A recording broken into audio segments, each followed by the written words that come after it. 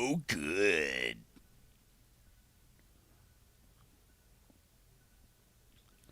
We just want to kill zombies. Zombies.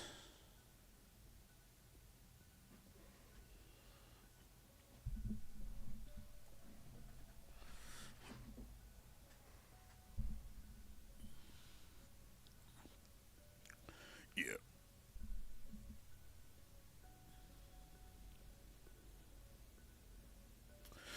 Good. Oh, good.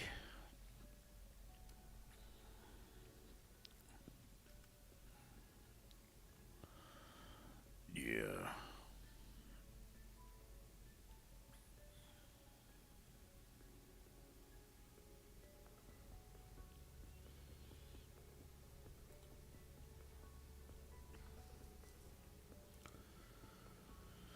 What's up, Frosty?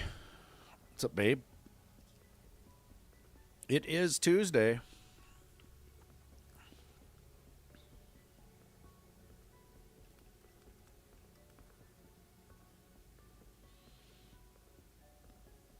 feel like I had like 900 COD points before.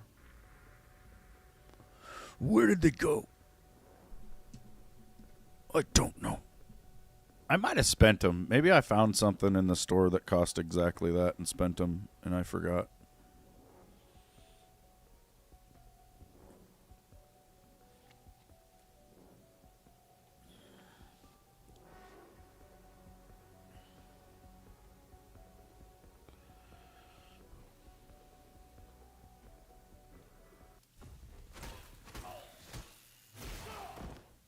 Why is that in the ninjutsu?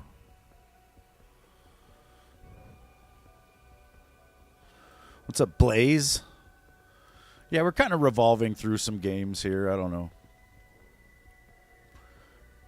DayZ is about to wipe the server, or the wipe's coming in like 2 weeks. I might play it a little bit here or there, but there's not much to do right now while we wait for that. So I have been logging in and raising our flag at the base just to make sure we don't lose anything, but I haven't really played.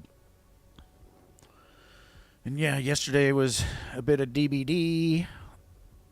And then today I figure I'd play some zombies. I don't know if I should play alone. We could go solo and go fast. Or we could play with randoms and potentially just have to start over a bunch of times. Oh, good. What's up, Boom?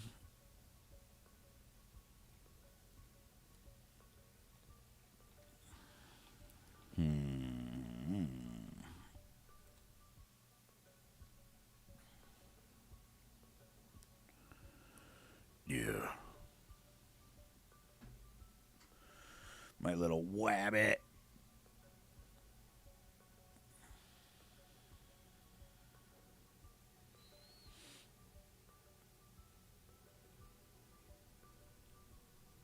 I hear 12 million explosions. Fuck, that's going to go on for a minute.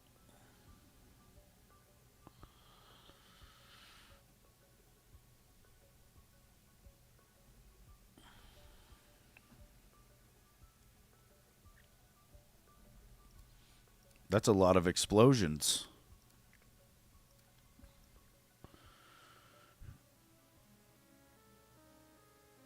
It is so loud. Ah. The explosions are loud.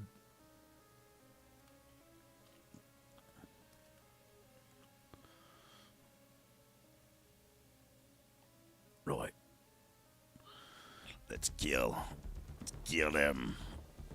Kill them zombies.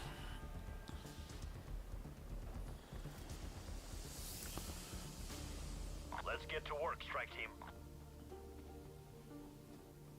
Requiem disruptor satellite has moved into position. Eliminate. Ready to kick in the front door. Sending coordinates to the uplink terminal. Get the dimensional disruptor operational.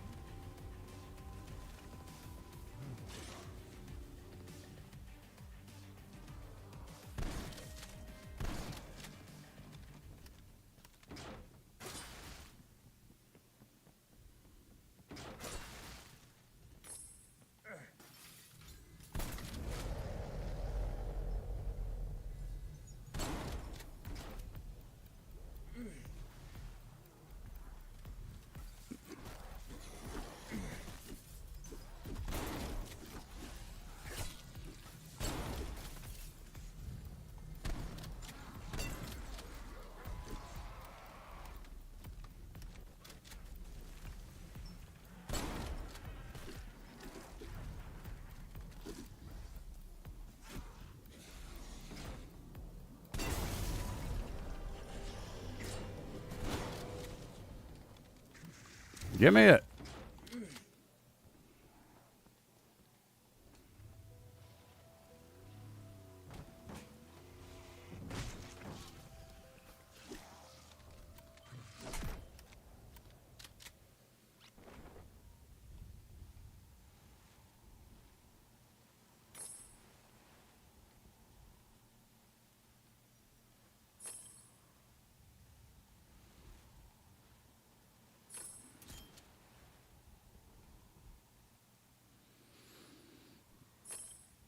Hey, Lewis. How are you? Be ready, strike team. Requiem satellite will bring an Apex threat into our reality. Connection established. Systems nominal. Locking target. Initiating firing sequence. You're the killer on site, strike team. All Apex targets are priority 1. Firing in 3, 2, 1.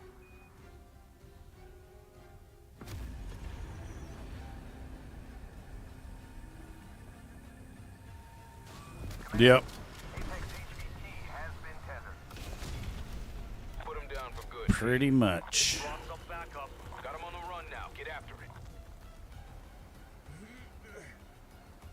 Apex HVT sighted. Target reacquired northeast of your position.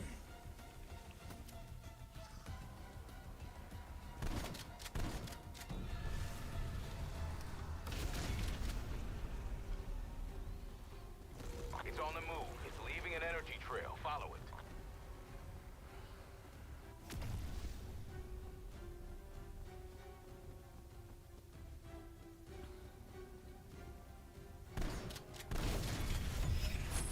Good kill.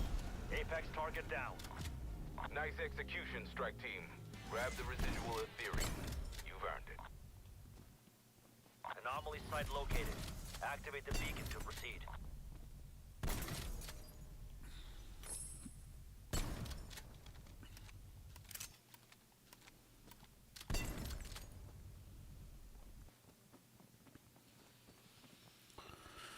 Frosty, you're sick? Oh, no.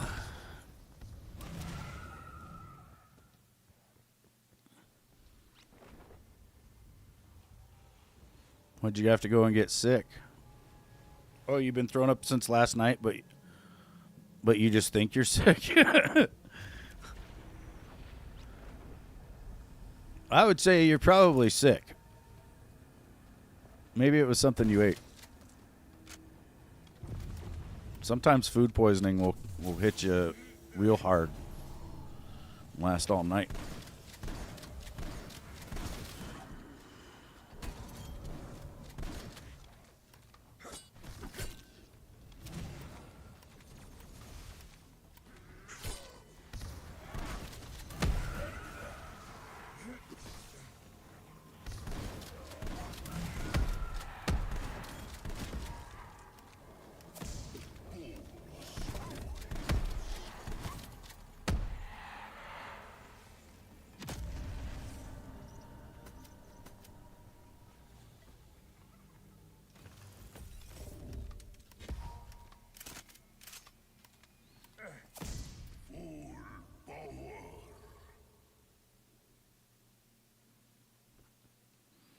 Yeah, there's some bad lettuce going around.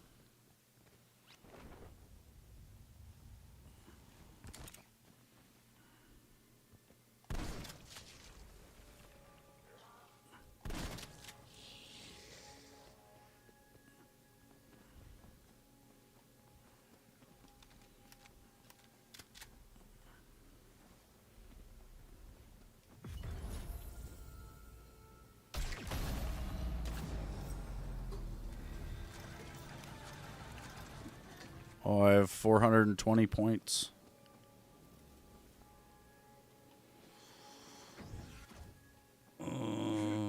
Go do the free perk here in a sec.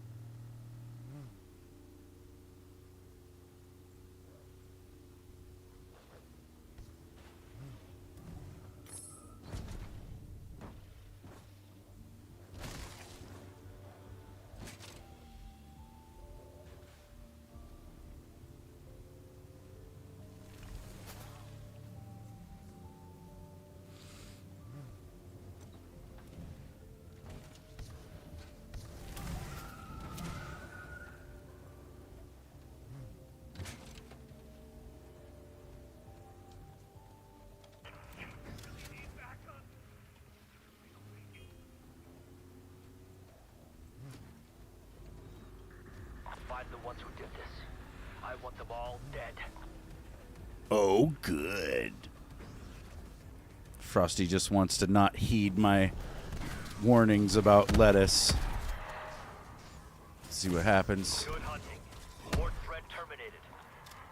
Had my warning been properly heeded.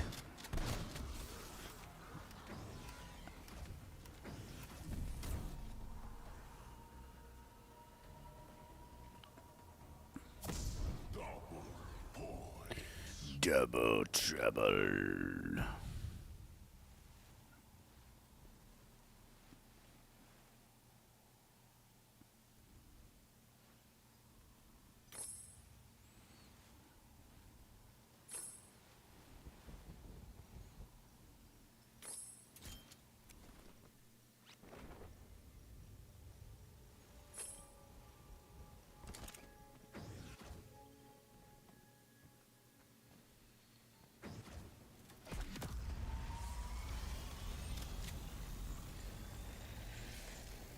No. Ooh. I must have missed.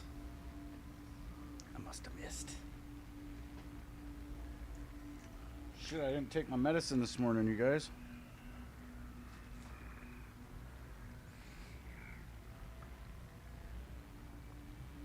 We're only 4 hours late. We're fine. I slept my ass off this morning again. Then I woke up and saw something terrible.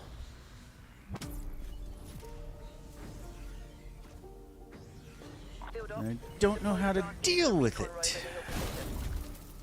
The team is on their I'm way. not happy about it. Get that rover to the breach point.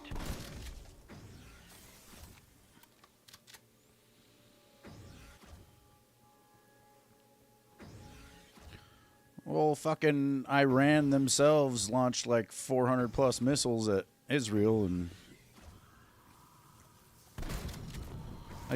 I can remember having this conversation with people about whether or not the $150 billion that was given to Iran a few years back was a bad idea.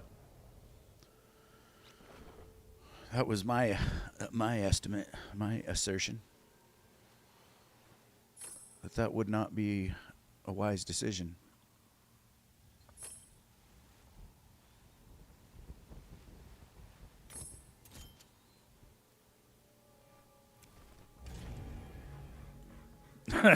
Lewis, think you can hold off on the boner pills? I mean, whether you support Israel or not, personally, our government does, and our military does, and our troops will be sent there. You can mark my words. This shit's going to get out of hand, and it's going to be something that Israel themselves can't deal with alone. And fucking... I wouldn't be surprised if Iran gets nuked, like, in the next 24 hours. And if that happens, I don't know what's going to happen, you guys. I really don't. Like, there could be nukes flying in every direction on Earth. Like, it's very worrying. You know, I want to sit here and give you guys something else to fucking think about, but goddamn. I'm fucking nervous as shit.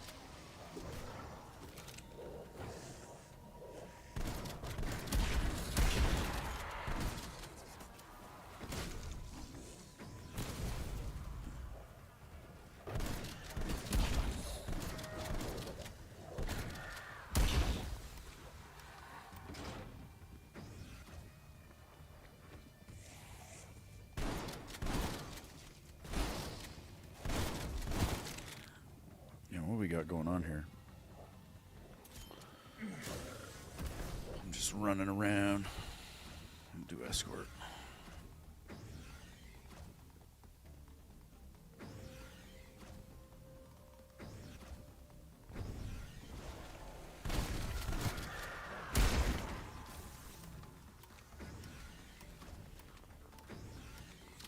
I mean, I think half our fucking Navy's over there right now. You know, one rocket hits one of those naval ships.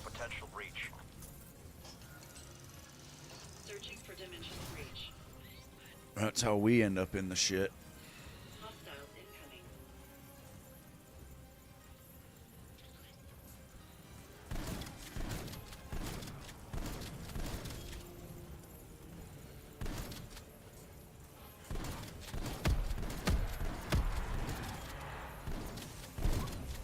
Or, like I said, I think if it got bad enough for Israel that we would send troops. Like, there's probably already troops somewhat near there, you know. Warning. Team outside. Safe escort parameters.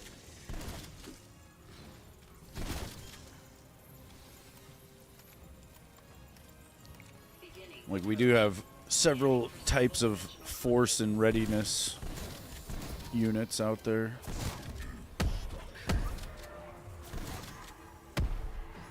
Negative. Anomaly failed to meet dimensional structural requirements.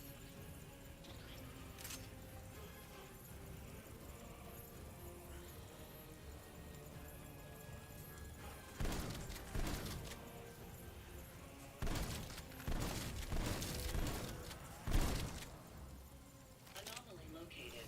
Adjusting vector to match breach. Yeah, I hear that, dude. Scanning. Like, I was talking to Callie about this at lunch. Fucking Armageddon is an actual place in Israel, and they say that, like, Armageddon will be a battle Anomaly does that not takes meet place there, Resuming scan. or at least the start of it.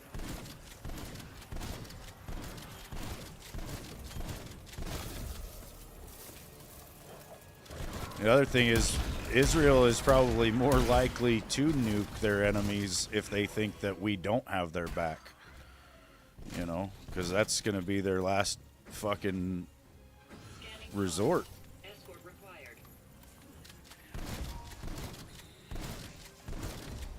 And you're probably right. Like, the current administration has been really wishy-washy about our support of Israel. So, you know, that's why there's people in the streets fucking protesting in favor of terrorists in this country.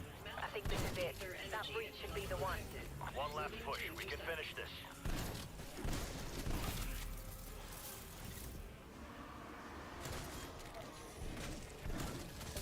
Like, I just imagine a not too distant future where my kids will go and have to fight, like, the Iranians, and then the fucking Democrats will be here in America spitting in my kid's face when he gets back from fighting, calling him a baby killer.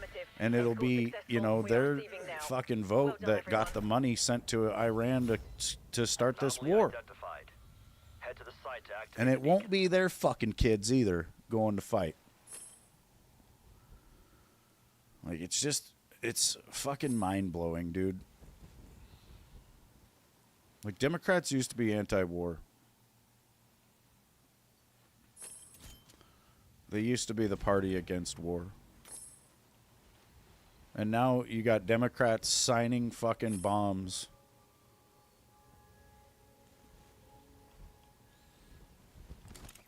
Like, what the hell is going on? Oh yeah, if they can cause World War III before the election, we probably won't even have one. And then they'll just fucking keep their puppet in office and it'll be business as usual for them.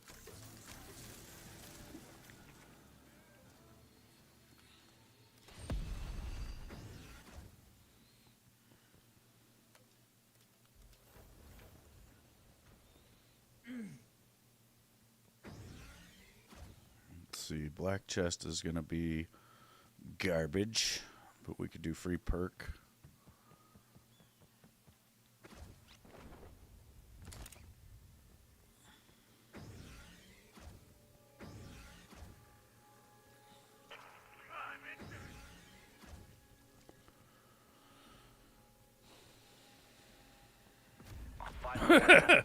Cobes. I want them all dead.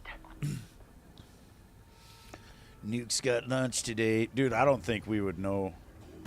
I think it would just be, you know, I'm not even sure, but I think there would be no communication, no power, nothing.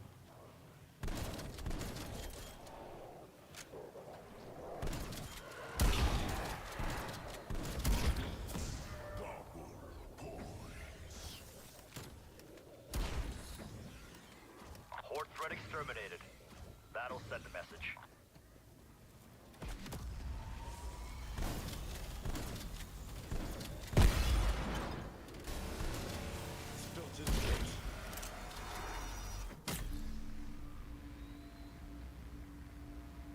Hopefully I did not skip Duga.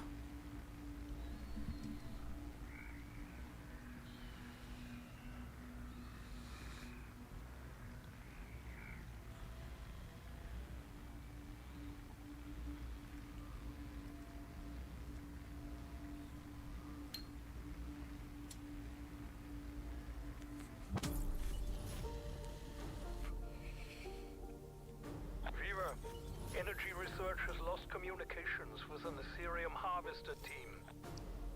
Copy that. Strike team, you should have the harvester's last known coordinates now. Yeah.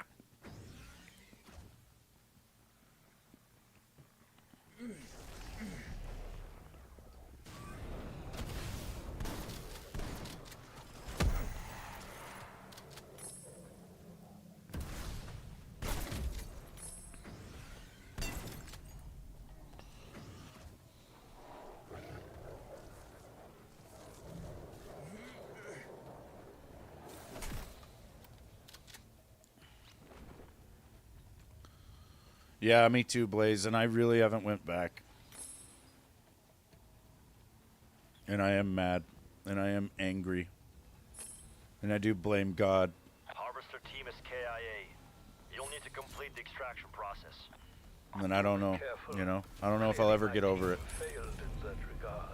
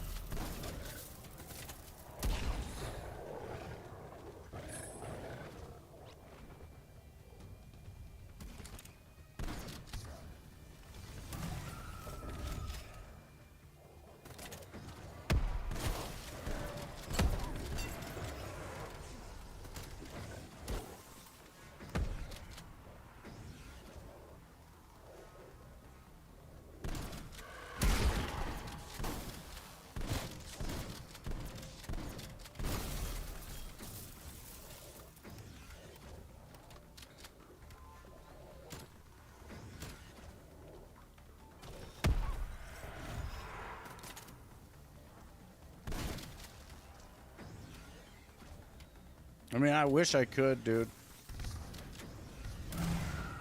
Sometimes I think about going camping alone for about a week and just taking a Bible, you know, and having it out with God.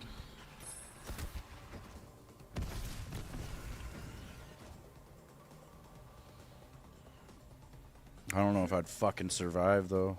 God's tough. It's like the final boss.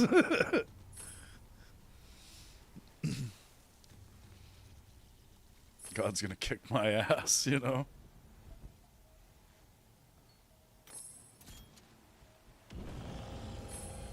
Maybe I need it.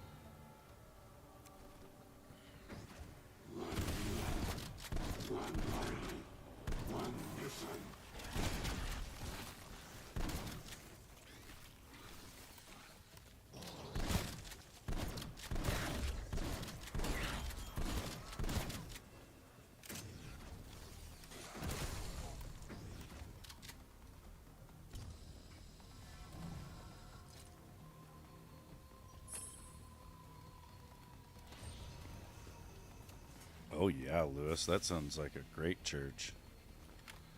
For me to poop on.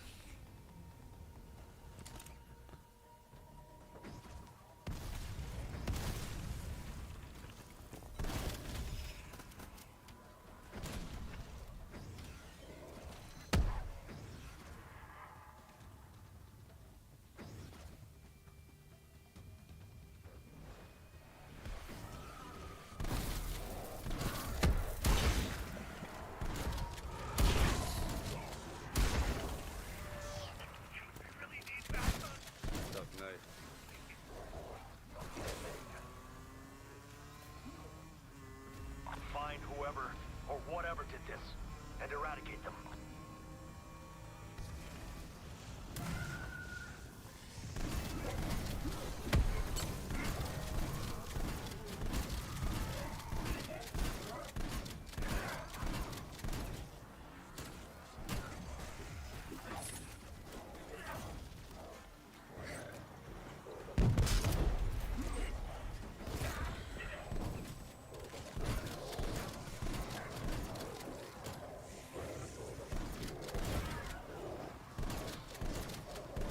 Good hunting. Port threat terminated.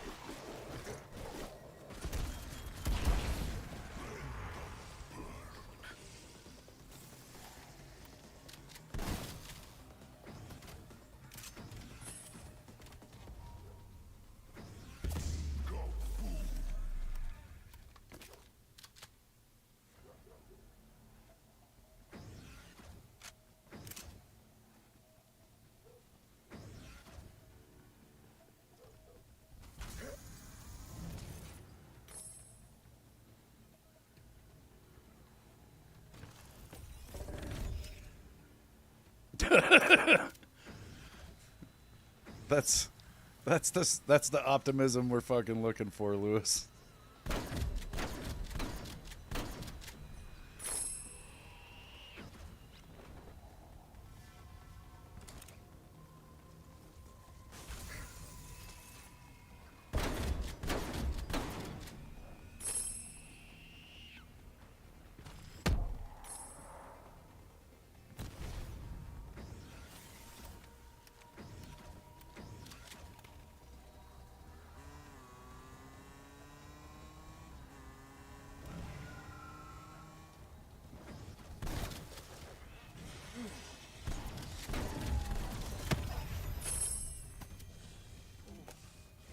Sentry turret available.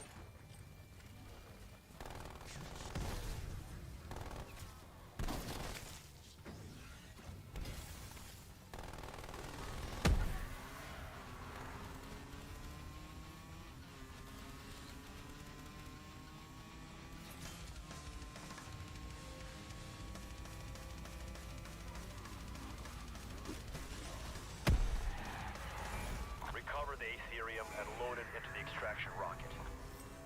Try to move with some vigor, strike team. The Ethereum begins to degrade the moment it is removed. Purge the unit in order to release the canister.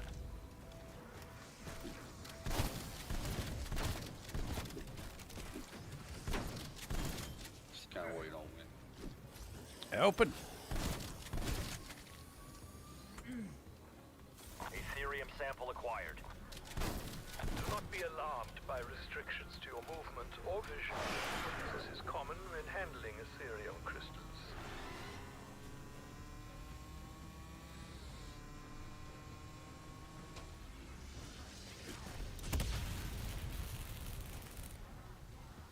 Sample secure.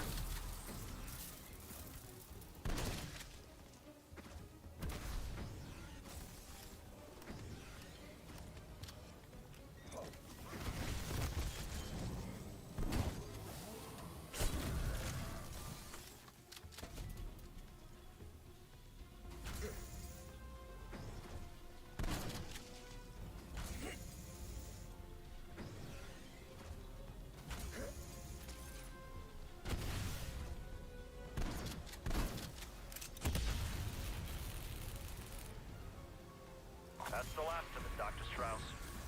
Here, go for rocket launch. Requiem Control, you may begin launch sequence. Copy that. Requiem Control proceeding with launch. Launching in 3, 2, 1.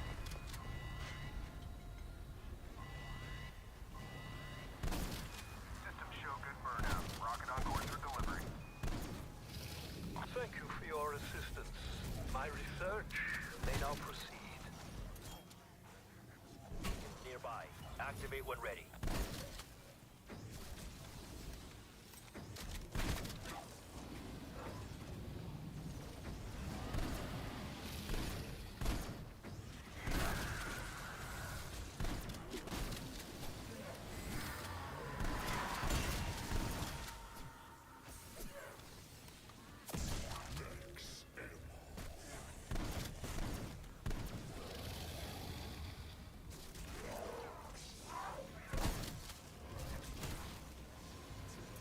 This is it.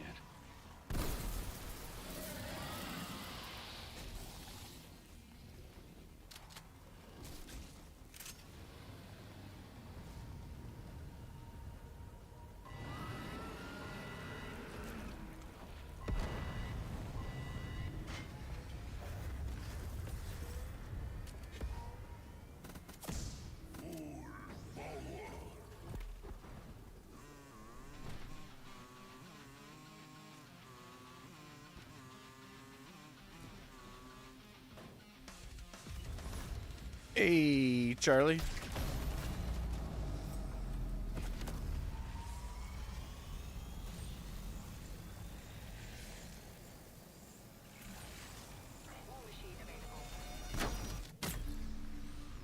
Just one little tap. We'll see.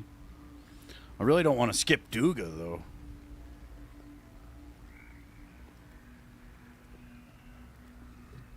Knowing my luck, I did already. Let's hold out. Hold out. Satellite shows a dark ether power node in your AO. Coordinates received. Strike team, find the power node and neutralize it.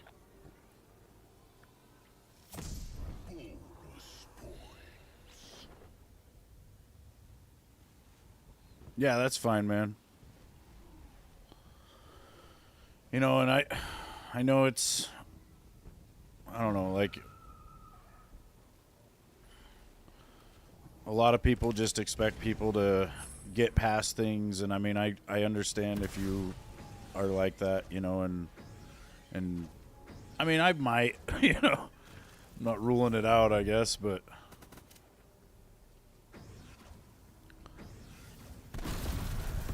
my life has been really, really hard, though. And I know everybody probably thinks that about their own life, but my life has been so hard that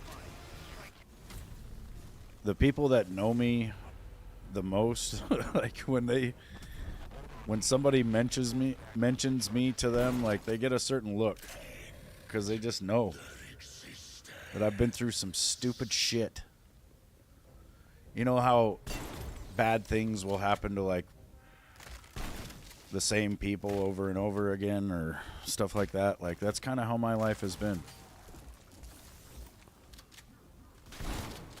I was born in 1982 in rural northwest Montana to an absolute crazy person.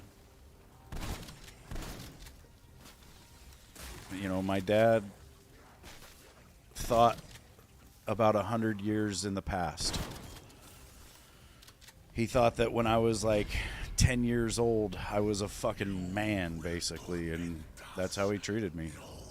Like I was a full-grown man. And when I fucked up, I got punched like I was a full-grown man. Or I got tossed around the house. There was a lot of really awful things that went on. When I was 15, my dad fucking ended up going to prison. Which was kind of a blessing, honestly. It's probably the only reason I survived my fucking teenage years. You lost your oldest child about 5 years ago. She was 10. I am sorry to hear that, man. That does suck. That is fucking hard. I don't know what that's like, and I hope I never fucking do.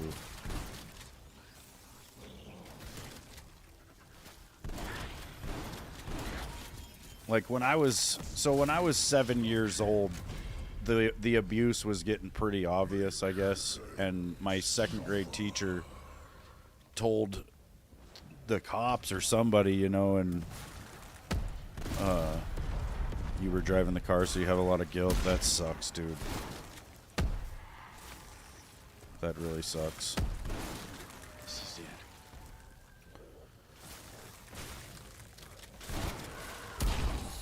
Even I don't know the exact scenario, and you don't have to tell us or anything, but I'm sure it's like, even if it wasn't your fault at all, like you'd think, why did we go when we did, or there's a lot of what ifs, I'm sure.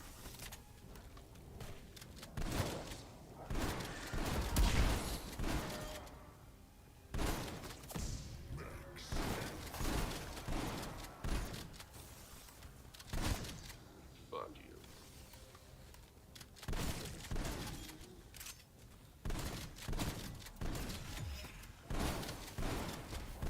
But yeah, I got interviewed by a CPS worker when I was 7 years old, and she asked me what was going on in my house. And I told her how my dad would pick me up by a wrist and an ankle and throw me crossbody into the wall. I'd hit the wall about level with that fucking painting right there.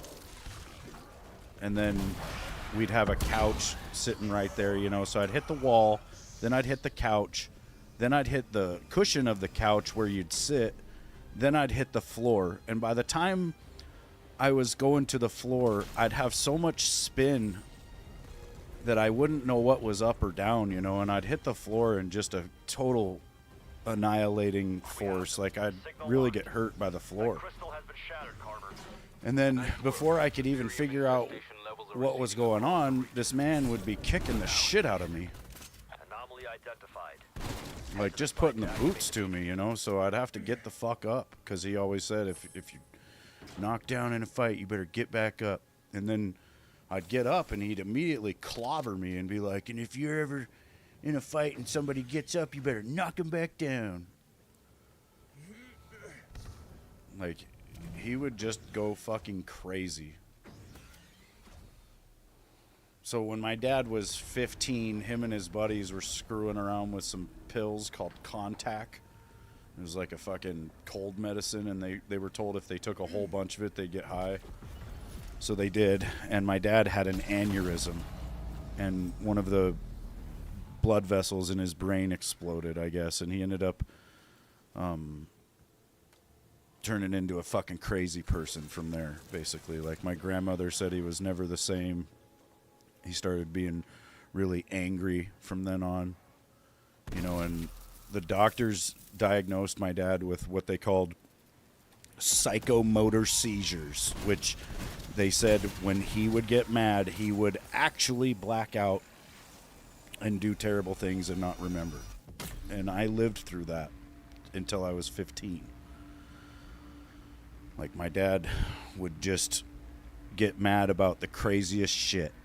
And then, like, the toilet paper had to go on the roll a certain way. You know, there was a lot of shit like that. Just weird, crazy rules. And if we didn't do it, man, he would fucking flip out and start beating the shit out of us. When I was 15, right before my dad got locked up, I walked down into the basement, and he was sitting there blowtorching a piece of wire that was shaped like an 8. And he traced it out in the air in front of him, and he said it means what goes around comes around. And he said it was the infinity sign, and he just turned it on its side because he didn't want people to see it like that. But, you know, and then he branded me, and then my little brother, and then himself with that fucking 8. And I have it on my left bicep. I flinched the first time, and so he had to brand me twice.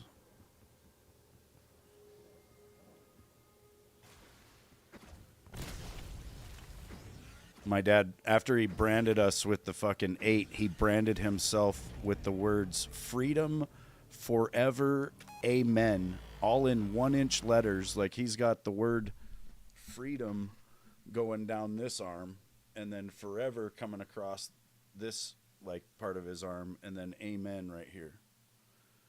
And my fucking 8 that he stuck me with.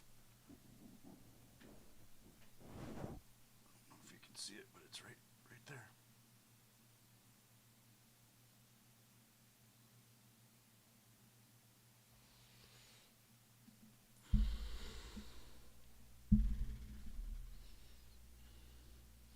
Probably can't see it worth a shit. I don't know.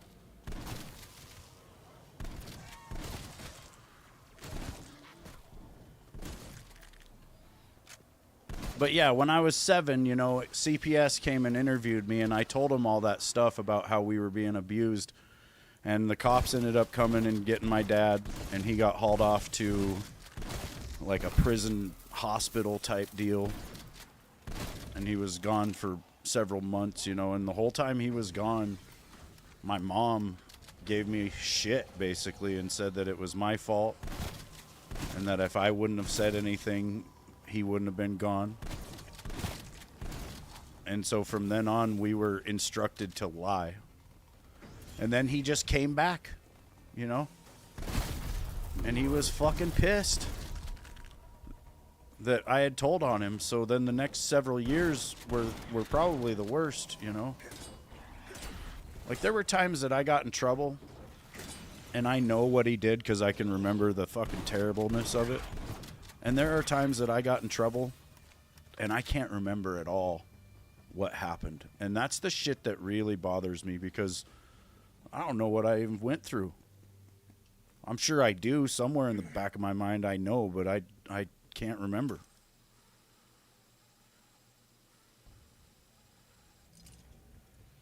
You know, so I lived through that sort of experience. Childhood was pretty fucked. You know, and my dad drug us to a Baptist church. He made us go to church every fucking Sunday. And in the church, everybody loved my dad. My dad was super nice. He put a fucking grin on and just was so nice. And he would give the shirt off his back to people that he didn't fucking know.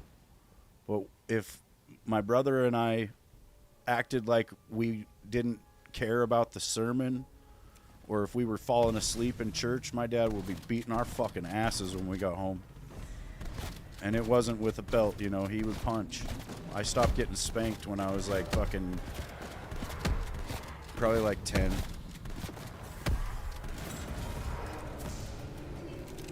One of the last spankings I actually got was with a fucking broken fishing pole. I had went fishing with my little brother down at the river, and I broke my fishing pole. And when I got home, it was kind of fucked up, but we had caught a couple of trout while we were down there. And there was this fucking section of woods right near where we were fishing that we all called the bum jungle, because there was bums that actually lived in there. And there was this one guy, his name was Tim Bray, dude, and my dad had brought him home to eat dinner with us one night because we caught him eating raw chicken out of the dumpster behind the fucking grocery store. Like, he was feeding the raw chicken to his dog, and he was eating it. And my dad was like, no, you come with us. And he brought this man to our house and fed him dinner. You know, and so I knew this guy because of that, because my dad had that interaction, and he had ate with us, right? So I had seen him in the bum jungle, and I knew he was living in there. So my brother and I walked up in there, and we asked the dude for a way to start a fire, basically, and he gave us a book of matches. And then we went back down to the river, and we started a little fire, and we cooked these fish on a rock right there on the side of the river. And then we got home, and my dad was like, oh, how was fishing? And we said good, you know, and we didn't tell him that we had started a fire. And I don't know, maybe I was going to tell him. I think I probably wasn't going to, though, because I was worried we would get in trouble. But part of me thought he would be proud of me for starting a fire, because I was only like 10 years old, you know, and I started a fucking fire. I mean, yeah, it was with matches, but we had brought some neighbor kids with us when we went down there, and one of them had this really, like, knitted sweater. It was like the kind of knitting that absorbed every fucking odor, I guess. So she smelled like the campfire when she got home, and, you know, we had just got in the house, and my dad had basically just asked us how it went, and we said good, and then the phone rang, and the neighbor was telling my dad that we had had a fire, basically. And so then, you know, my dad come off the phone, and he's like, oh, you guys had a fire down there, and you didn't tell me. And so he, you know, at the same time, he had noticed the fishing pole was broken, and it was like the tip of a fishing pole, you know, like 3 feet of the tip of a fishing pole. Well, when I got spanked when I was a kid, my dad would make me pull my pants and underwear down to my ankles and then lay face down on the floor, and that's how I got spanked. And so he made me and my little brother do that, and then he took that fishing pole and he whipped us with it, and it cut us. Like, I can remember the sound of the fishing pole going as he was hitting us, you know. But yeah, that's the kind of shit that I grew up with. And then when I was 15, my dad got into an incident out in the woods with a guy, and he ended up shooting the guy. And, you know, he grazed him in the side of the head, basically, and it ended up being this big court case, you know, and my dad got, well, he was in jail for a while for that. Then he got out on bond. While he was out on bond, motherfucker, I can't jump. While he was out on bond, he got into another incident with the cops, and he ended up getting pistol whipped by this one deputy. And while the deputy was pistol whipping him, he hit himself in the face with his own gun.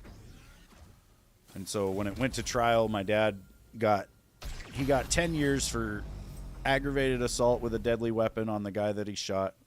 He got 10 years for aggravated assault on the cop for hitting himself.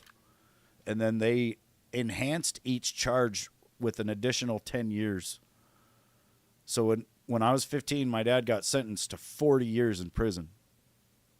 And then after a couple of years, they did revise his sentence, and they decided that the enhancement charges were like some sort of form of double jeopardy, basically, and so they dropped those. So he got 20 years. So in 1997, my dad went to prison, and he got out in 2017. And then about a year later, he fucking went back. And, you know, it's tough. Like, I've tried to forgive him, and I thought I had. So I ended up joining the Marine Corps. You know, I graduated high school in the year 2000, and I was kind of sitting around doing nothing with my life for about a year. And my little brother called me out on that and basically talked me into joining the Marines because he was doing it. And so he was already in the delayed entry program, and this was in August of 2001 when he was trying, talking me into joining.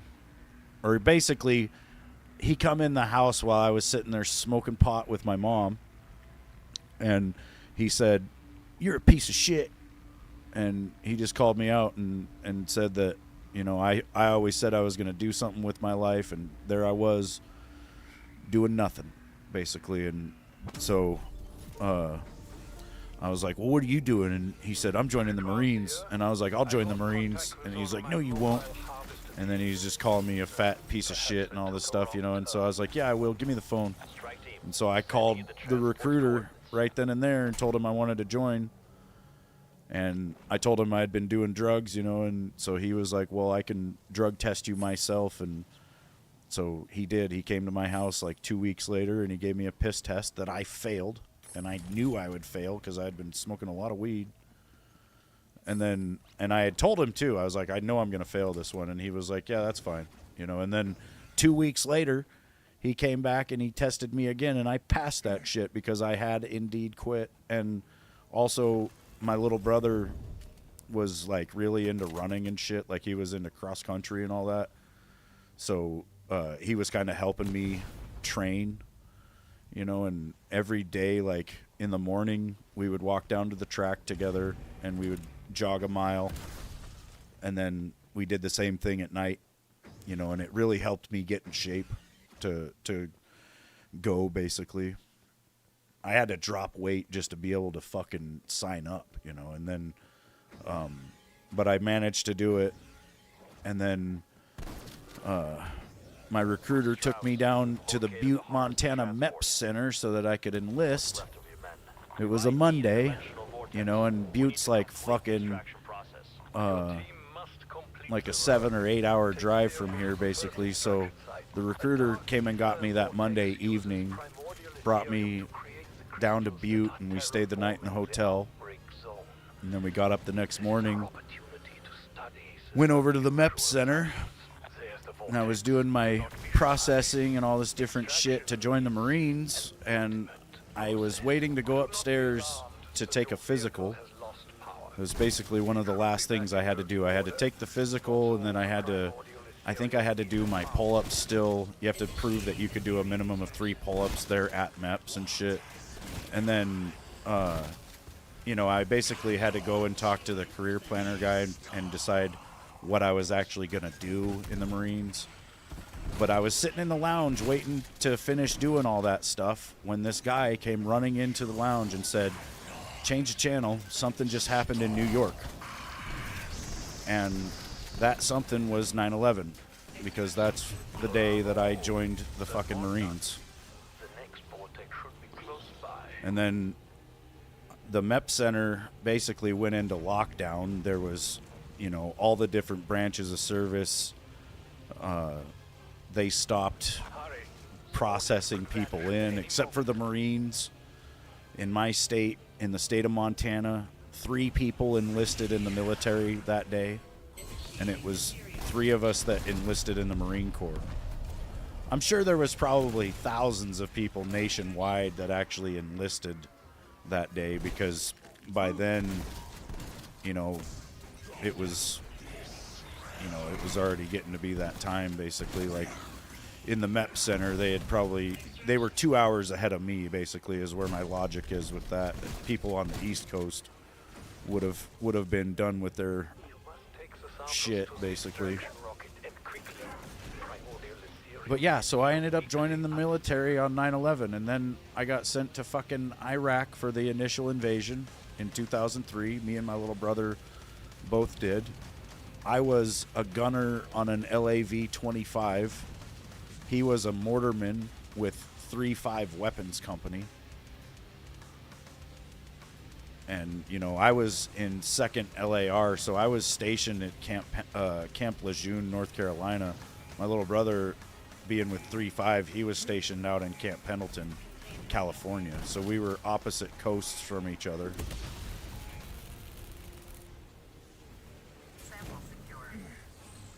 And then,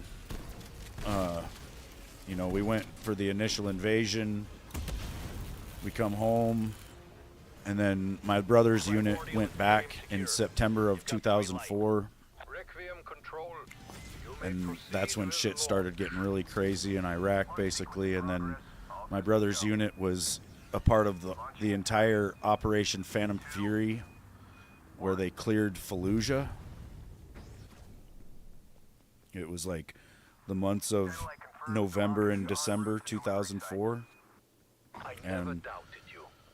Our on the fucking very last day of that operation, more samples.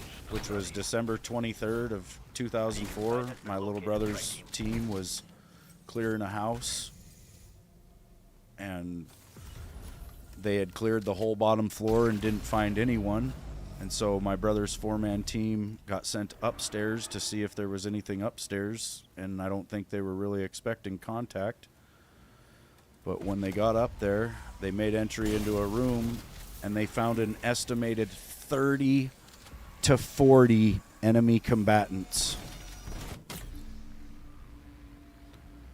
And then they got back into the hallway, and my little brother and his team were trying to throw grenades into the room where the enemy was, but there was enemy in the hallway with them. There was basically walls that weren't really walls. They were just like a door that could slide, and there was dudes hiding all over the place, and a grenade ended up getting tossed into the hall with my brother's team, and a big piece of the shrapnel went into my brother's heart through the side of his, you know, on your side we didn't have any protection, so Proceed to the coordinates and assess the situation.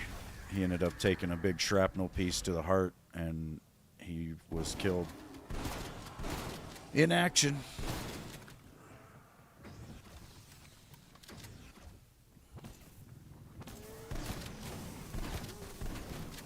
He told his guys right there after the grenade went off to get out. 2 of the guys managed to get out. Looks like One of we're them did preparing not. a specimen for processing. We'll complete the scan. Roger that, Weaver. Strike team. Grab Their the saw specimen gunner, and place it in the analyzer. Kid named The James process is Phillips, automatic and will transmit stepped any into the genetic doorway data with to the our saw lab. and got shot like 50 times.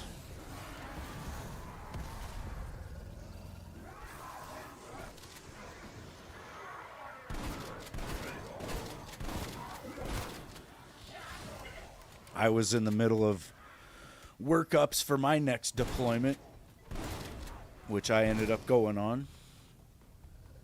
So I got sent back after all that, which did not give me time to process the grief and all that, you know, and it's one of the reasons why I've just been so fucking pissed my whole life ever since.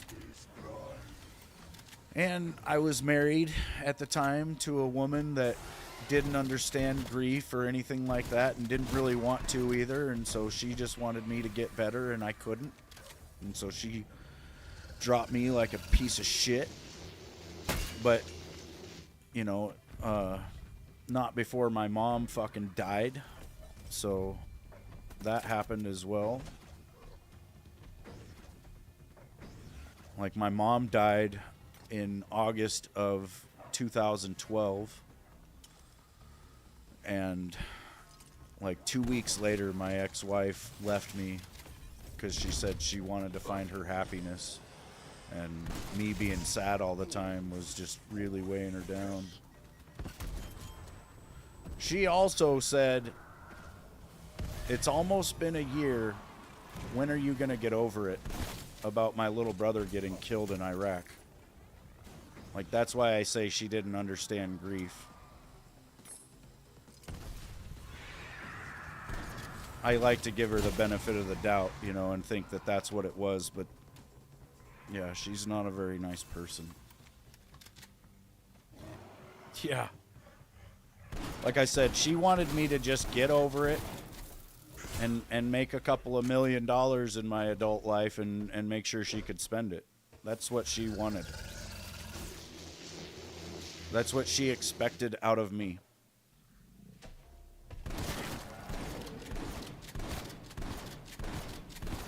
And now I've got kids, you know, with her, and they think she can't do anything wrong.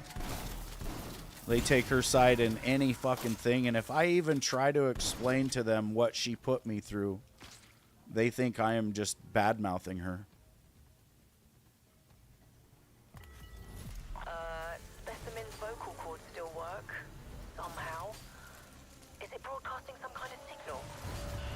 It's ringing the damn dinner bell. Like, I hope when they get older, you know, they'll understand, because they'll hopefully have kids and see what the fuck I was so upset about. But, like, I gotta hope I survive to see that, I guess. Hold them on. We can't risk losing this data.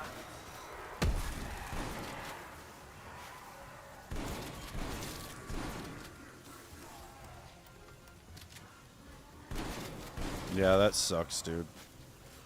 I'm sorry to hear that too, man. I think, you know, grief does affect people in different ways, and some people do just get really, really pissed. And they end up, you know, taking that anger out on people in different ways.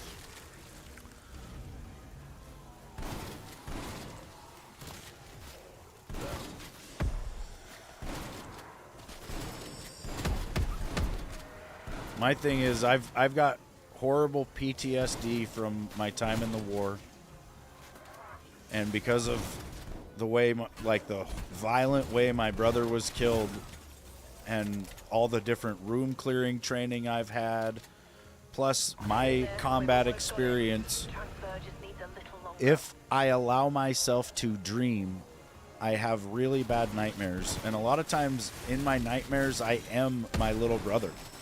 Or I'm just there watching it happen and I can't fucking stop it. And so, because of that, I choose not to dream. And the way I prevent myself from dreaming is I just get really fucking stoned before I go to bed. And if I have a dream when I wake up, I get stoned again.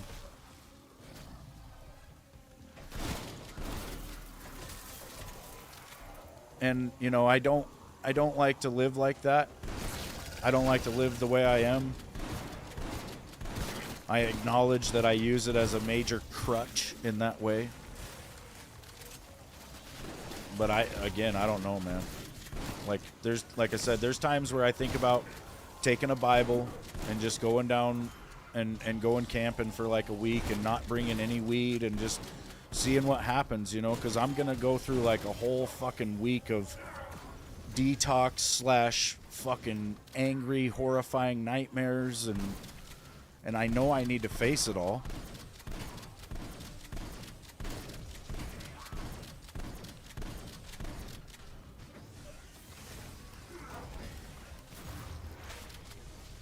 Yeah, I know how that is, dude.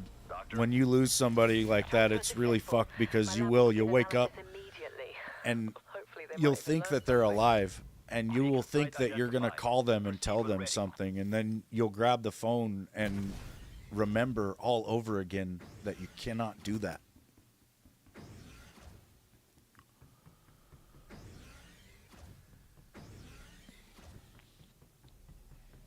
That's how it was for me with my mom, dude. My mom would call me and make my ears sweat. I would be on the phone with her for 3 or 4 hours sometimes, and a lot of times she'd tell me the same shit. You know, and I didn't really like talking to her like that because it was just fucking annoying. And then, like, the next day when she was gone, I was just like, fuck, dude. Like, I wanted to call her and talk to her about that shit.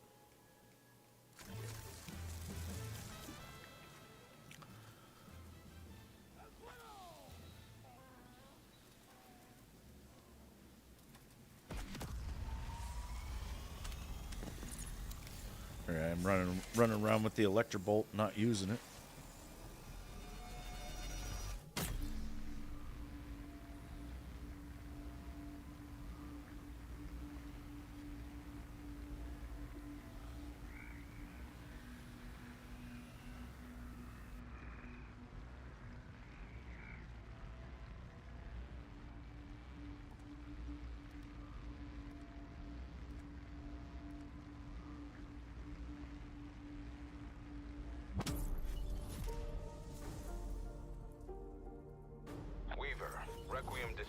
satellite in position, ready to tether Apex HVT.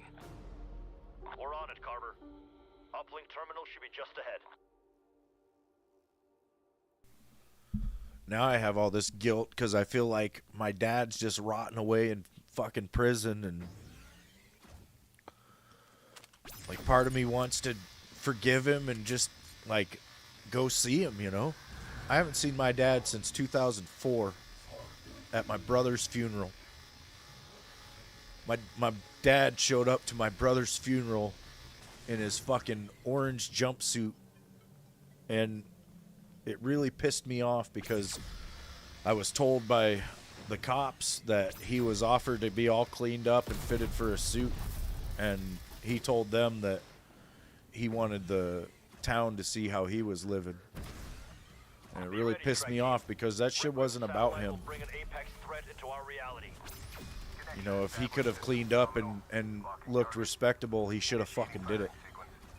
You are authorized to terminate the HVT, strike team. Containment wants him dead, not alive. And that's where I, like, Firing in 3, 2. cut him off, basically, in my life. You know, that when I found that out, I stopped talking to him. He tried to call me collect Christmas of 2007. And I didn't accept the charges, you know. I didn't want to talk to him, basically. And then he wrote me a letter, and I got it like a month later, and he said that I would never understand how bad that hurt him. And I just felt like the nerve to say that to me. Like, this dude would pick me up by the throat and just choke me up against the wall, like holding me a foot or two off the fucking ground, you know? Like, I was little. And he'd just be sitting there choking me. Or, like I said, just tossing me like a fucking rag doll. Beating us with all sorts of different shit. HVT eliminated. Another good kill, Weird strike shit, team. too, you know? That'll send a message. Stupid shit. Like fucking... for a while, my brother had a bad habit of leaving the toilet seat up. And so my dad took a magic marker and he wrote on the bottom of the toilet seat, "Put the toilet seat down." So when you picked it up, you could see it, that it said it. Put it down. And, you know, I was smart enough to see that, and I know I didn't leave that toilet seat up, and part of me thinks that my little brother didn't really do it either. You know, my dad just probably went in there, lifted it up, and then just blamed us for it. But either way, he came out and he's like, "Oh, you guys, you left that toilet seat up even after I fucking told you, and it's even wrote on there, blah blah blah." And so he fucking made us go and grab a coffee mug from the fucking kitchen, and we had to scoop a cup of toilet water out and fucking drink it.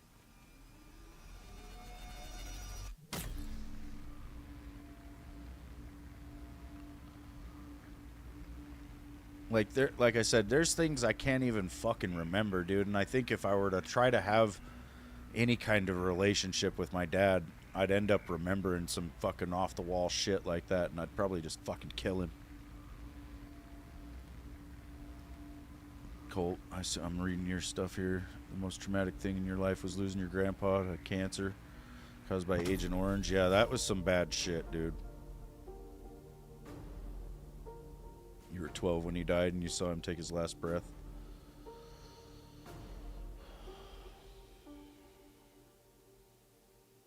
Yeah, I'm sorry to hear that, man. I lost one of my... Well, I've lost all my grandparents, but my grandfather like that when I was little, kind of. I was probably about 11. We had finally moved to town, you know, and we lived right next door, actually, to my grandmother and my grandfather. And he was really cool, you know. He would take us fishing, and he would get us away from our dad. I don't think he was physically able to stand up to my dad, and there probably wasn't many people that were, and so that's why nobody fucking did. But and everybody was just scared of him. You know, and my grandpa, he was fucking old, but either way, he was nice to me and my brother. And then one day we were told he had lung cancer, and then he was going to start chemo, and that was going to make it better. And then I watched him basically get shriveled into half the man he was by that chemo, and they were doing like bandage changes on his back because he had all these burns and shit, and he just seemed in a terrible amount of pain, you know. And this went on for like 3 months, right into the winter, and then he ended up passing away. And it's like my mom woke me up in the middle of the night and told me, and then I went back to sleep, and I woke up and I thought I had dreamt it. And so I got up and I went over to my little brother's room, and I was like, hey, I think Grandpa died, and but I wasn't sure, you know. And then we had to go ask Mom, and it was fucked. I didn't see it though. That would be hard, man.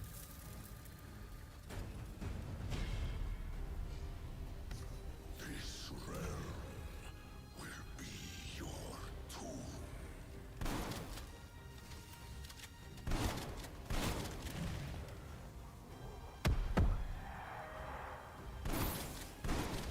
That's nice. Yeah, and that's the thing I was trying to get at, I guess. Like, people that know me, like if Callie talks to anybody that knew me from my childhood,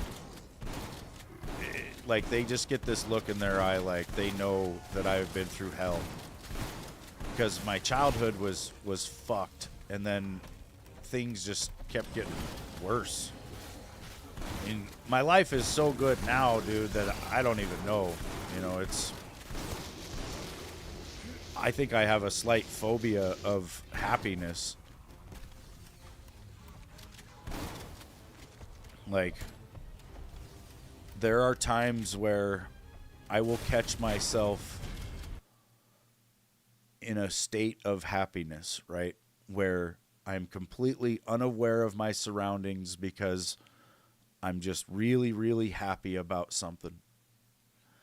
And then I will realize that I'm unaware of my surroundings. That comes with a jolt of fear, knowing that I've let my guard down for a moment and that I could be dead. And then the happiness goes away and I'm back to hypervigilance. And that's my life. I stay in a mindset of I'm going to die, basically, all the fucking time. I feel like everybody around me is a moment away from killing me. Even Callie, when she comes near me, if she's within arm reach of me, it's like I'm getting that prickly feeling where I just feel uncomfortable, right? Because you know that something's going to happen. And I try to tell myself that it's not, you know, it's fucking all in your head, dude. But that's kind of what PTSD is like, at least for me.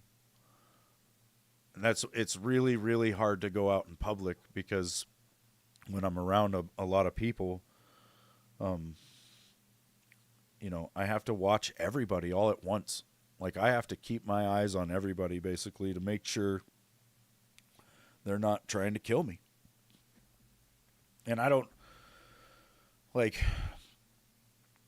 feel like I'm that fucking important that there's like this fucking conspiracy to fucking, you know, there's like the Truman Show and everybody's a fucking assassin gonna take me out. But, you know, it's just, I feel like everybody is capable of it, I guess. And once you understand that too, like once you've been to war and seen what people are actually capable of doing, you don't see people the same way anymore.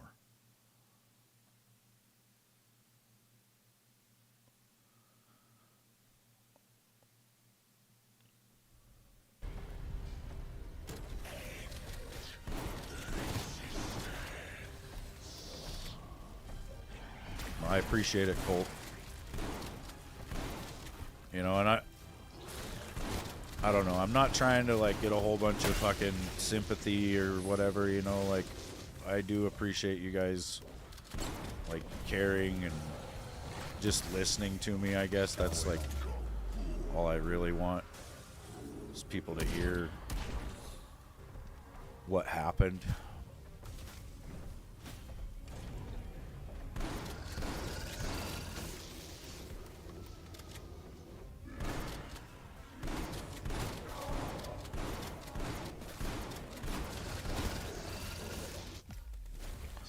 And I should have pulled that war machine out just a little bit sooner.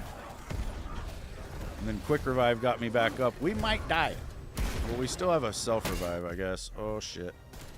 Yeah, we'll be fine. We got time. We got time.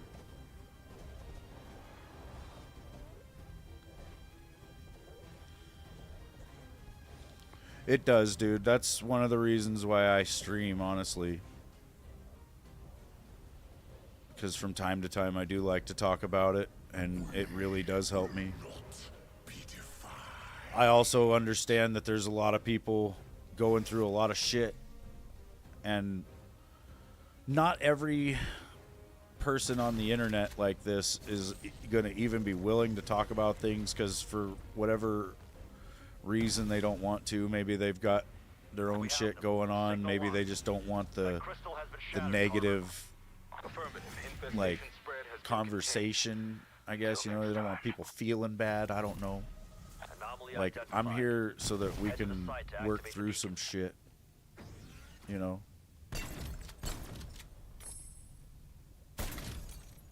Like, I want people to know that, like, I've been through a lot, and so I do understand a lot. I also know when to say I don't understand, or when, you know, just to listen, basically. Because, like I said, some people just want to tell their story.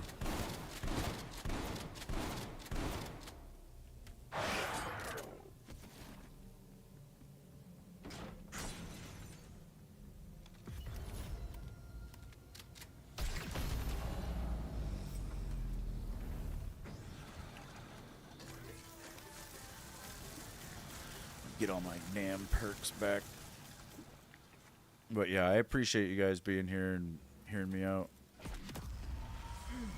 And I appreciate you sharing the shit you've been through as well, you know. Like Blaze and Colt.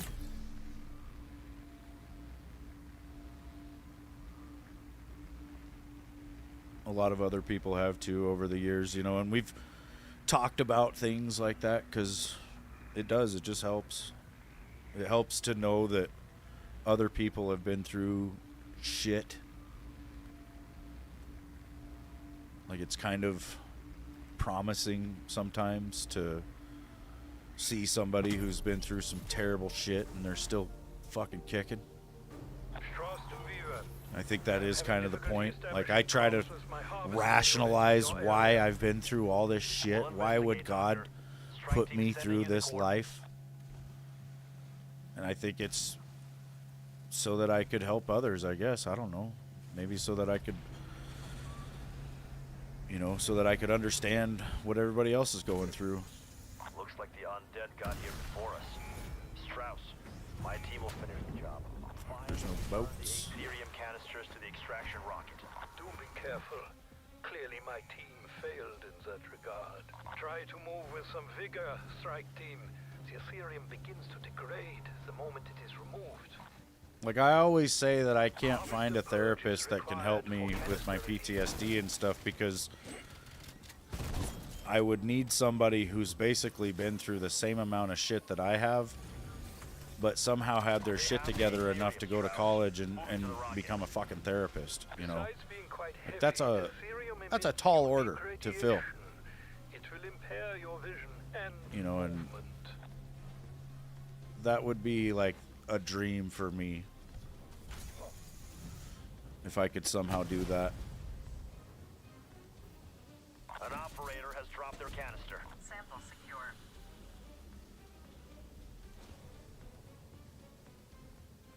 All Aetherium samples have been collected. Ready ready for launch. I think that's why I just try to do it here, you know. Like, I'm no therapist. I don't know. Maybe my advice isn't that great, but I think I have helped people over the years on here. Satellite shows successful launch. Trajectory plotted. I mean, there's a lot of times where I don't really want to stream, but I'll think to myself, somebody's out there having a bad day. Anomaly identified. Head to the site to activate the beacon. And they're going to want to come in and say, Cartman, this shit just happened. And I'm going to be like, that's fucking crazy. That's fucking bullshit, you know, and just being there to hear people. It's why I do it sometimes. Most of the time it's because I'm fucking bored and stoned.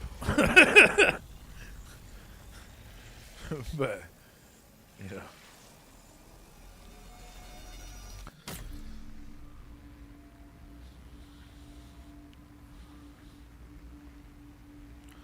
Yeah, I agree too, Colt. It's hard to process it, though, you know, especially when it's terrible things one right after another. You'll think, why, God? And I still do, you know. Like I said, I haven't been to church in a long, long time. And I think if I even walked into a church, I would just immediately start crying. Energy research requesting strike I would look team like a assistance. fucking idiot. Seems my mobile harvester team has forgotten how to I don't use know their radio. how any church I've identified the vehicle's last location. My like team congregation would react to that. You know, I have a lot weighing on me in that way, and I don't know. I don't like that's where I think I really got to do it alone. I eventually need to do this whole like a cleansing, basically go to the woods and camp and spend a week alone with my thoughts. Strauss, we've Try to located the cleanse my harvest transport mind, I guess. and what's left of your men. We've ID'd a dimensional vortex. We need to complete the extraction process. Oh, shite. Hurry.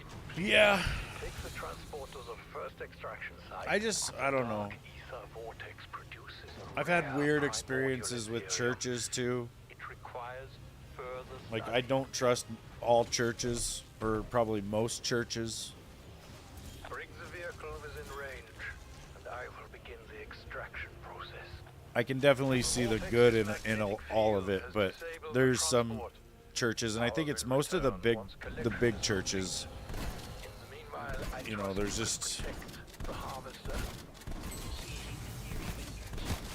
I don't know, there's some greed and stuff going on with them, but like, I really liked my church. So when we first started going to church when I was little, there actually was not a Baptist church in my town, and this guy came to town and said that he wanted to start one, and there was, you know, like probably like 6 or 7 families that were interested in going, and my family was one of them, and so we were founding members of the Baptist church in our town. And then at the time, we didn't even have a building. We had to do church in the upstairs of a different church that, you know, they were, I can't remember what the deal was, what church it was, but they wouldn't be, you know, doing church on Sundays. So I can't remember, you know, what religion they were, but either way, they fucking let us have this space up above where we would meet, and there would be like fucking 15 of us or something sitting there having church. And then we eventually got a church, and it was this tiny little fucking thing on the side of town. And I think that is when our church was at its peak. You know, it was really awesome to go to that church. Like the sermons and everything was actually moving. When I prayed standing in that church, I could feel the Spirit moving me around. Like when your eyes are closed and you kind of get that wobble. I don't know how to explain it, but I swear I could feel a presence in that church.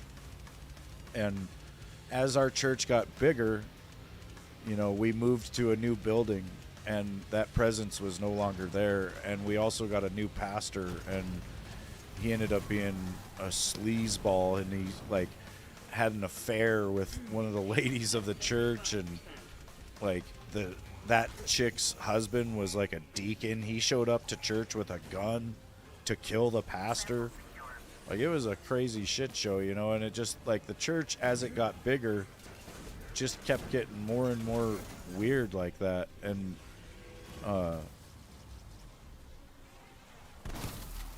you know, it was like that guy had the affair and everything, and he didn't even get replaced. Like, he just stayed being the pastor, and so it was really fucked, and it just really destroyed my faith for a while. And then, you know, it wasn't too long after that my brother got killed, and so I just never went back to church. I've went back a few times to talk to priests, you know, and try to get some perspective, I guess, but One step closer to unlocking the secrets of the dark. I haven't went back to just go back, you know. Beacon site has been located, strike team.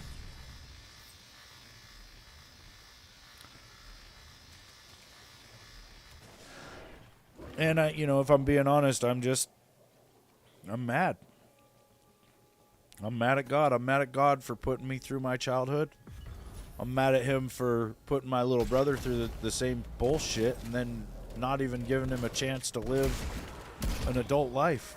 My brother graduated high school. He had his graduation ceremony on a Sunday, and the next morning at like 4 a.m, that Monday morning, his recruiter came and got him and took him to go to boot camp. So he left for the Marine Corps the very day after he graduated high school. So he basically, you know, went from high school to the Marine Corps, and then didn't see the other end of it.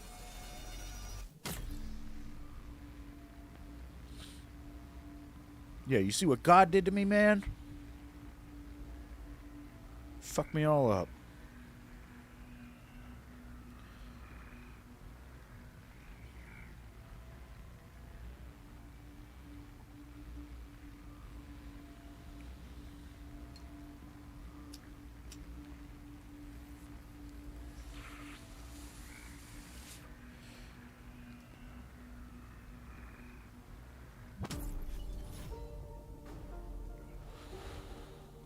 Field Ops, this is Strauss.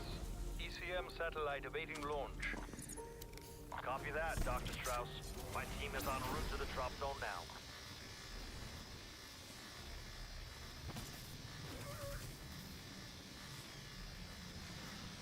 Hey, Rain.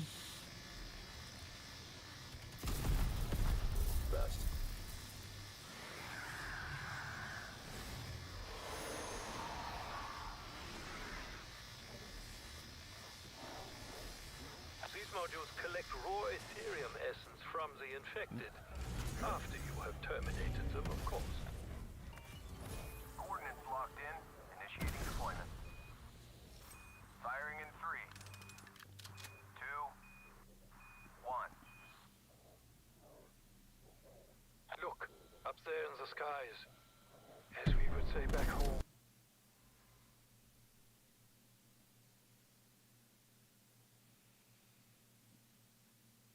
What the fuck is this? What the fuck you sending me? That seems legit.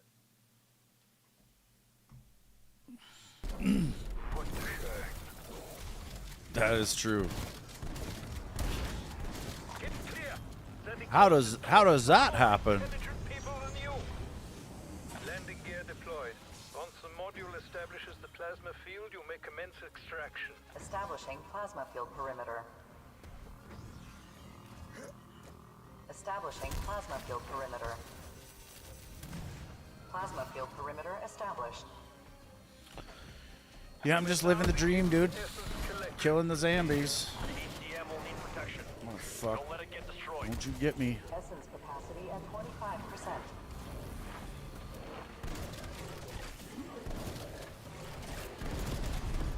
I had to stand over by A and get it activated too, like a dumbass. And now I've got a situation here because A is getting fucked up.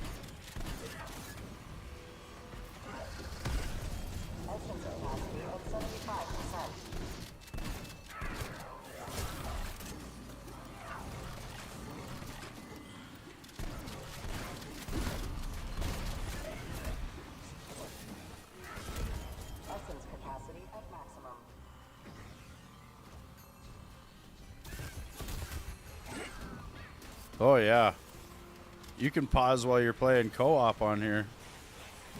Like the host can pause it. Sweet.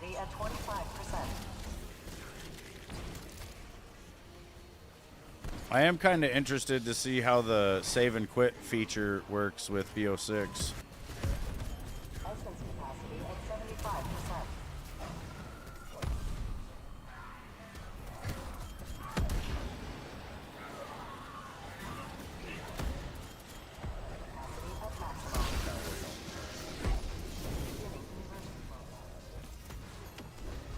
Oh fuck.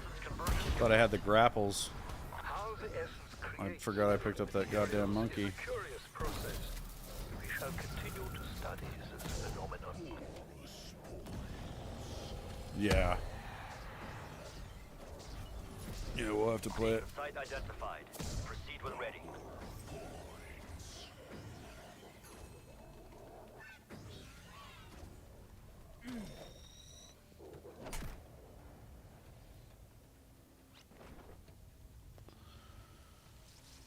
It's not a really crazy story, dude. I just, back when BO2 was brand new, there was this thing called Call of Duty Elite. And through that, you could have a zombies clan, and they actually had zombie challenges that were legit tracked through that, right? So, like, it was like a weekly thing where you had to get like 10,000 zombie kills, or you'd have to get 1,000 zombie headshots as a clan, you know, or some stupid shit.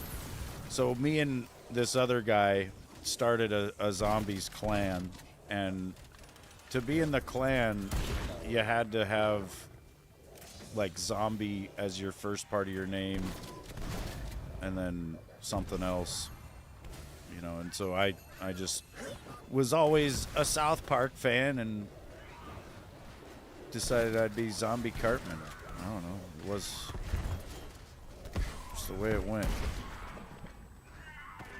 I actually legit tried to be Zombie Nipples first because I thought it would be funny if it said in the multiplayer feed that somebody got killed by Zombie Nipples, because that would be a really awkward thing to get killed by.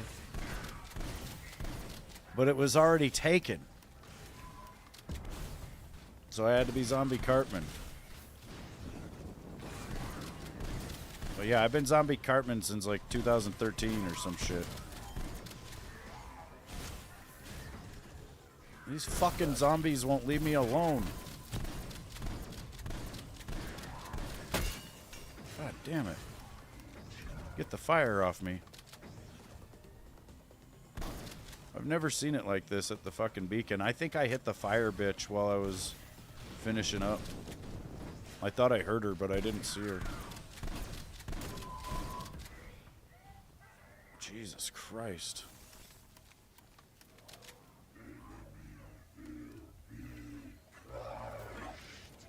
Yeah, I've had it on PSN for the longest time. Like, I'm Zombie Cartman on PSN, Xbox, and Steam, and Twitch. I started streaming on Twitch in June of 2014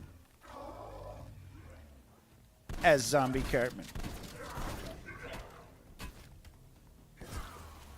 And then I got trolled really hard on Twitch.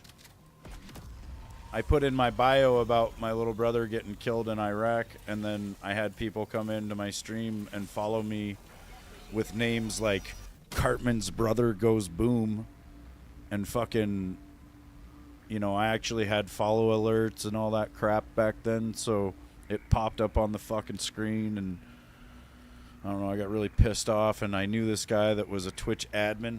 Like, I personally knew him, and I would watch him stream from time to time, and I went into his live stream and told him Strike team. that had happened, and he fucking laughed me out of his stream.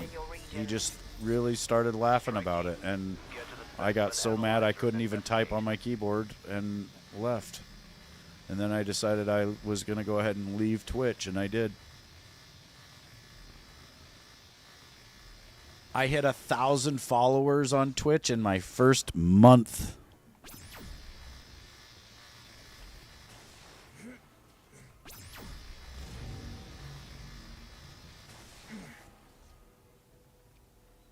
Fucking streaming PS3. I'm afraid your men are down, Ray. My team will complete the specimen analysis. Once the specimen is in place, the station will initiate genetic data transfer.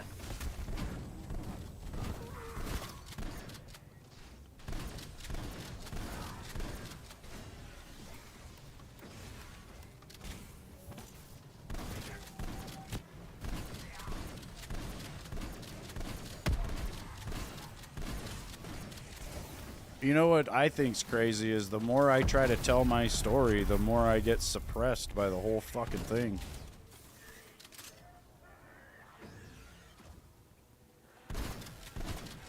Like, the bigger your channel gets, the faster you're supposed to grow, but mine is actually doing the opposite.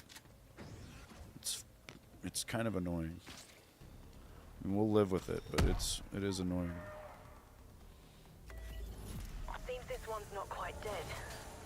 It's sending out a signal of some kind. The damn thing just called for reinforcements. Get ready for a fight. It is hard to do variety. That is a thing that I can acknowledge. Like, that's a big part of why my channel isn't like a huge channel, basically, because I've done pretty much variety streaming for the last fucking 8 years. And, you know, if you really want to grow a channel on here, you kind of have to pick one game and just run with it for years until no one even wants to play it anymore, basically. And then, I mean, there's some games that's not going to happen, so you may just have to play that game forever. I would hate that, honestly. Like, I do love a lot of different games, and I'll play the shit out of them, but I can't play them forever. Mainly because there's too many other fucking good games. I've already done that to myself for a period of time, probably like 4 or 5 years. I wouldn't play anything but COD Zombies. Nothing but it. You know, and I missed out on a lot of different good games.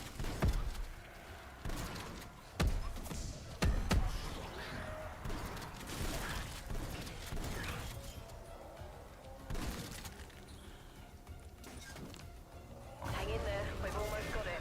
Transfer just needs a little longer.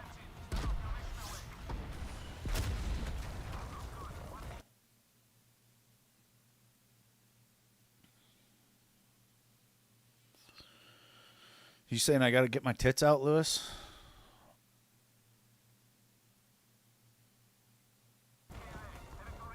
Get your tits out.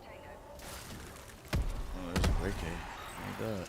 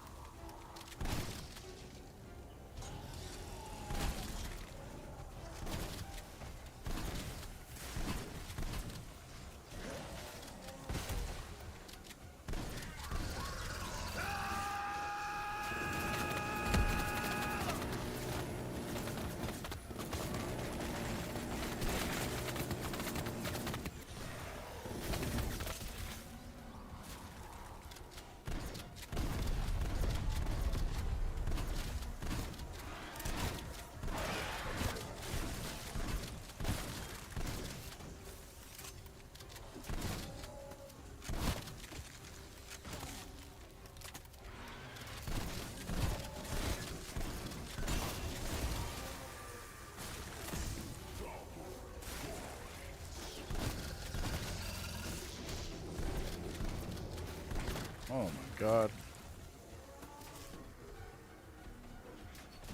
You guys are too late.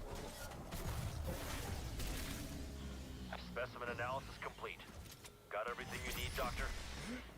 Transfer successful. My lab will begin analysis immediately. Hopefully they might even learn something. Anomaly identified. Head to the site to activate the beacon.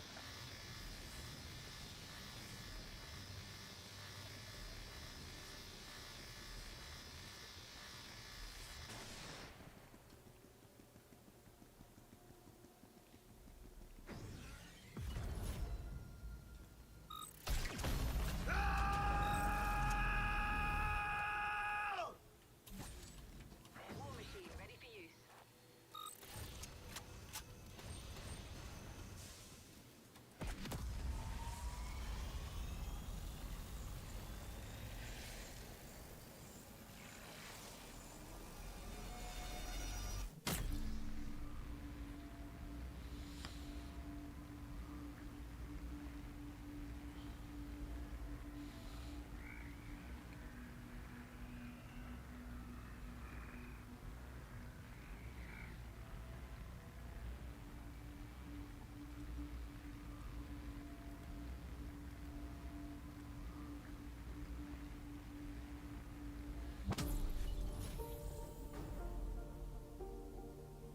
Weaver, our recon rover is ready to begin dimensional research transfer.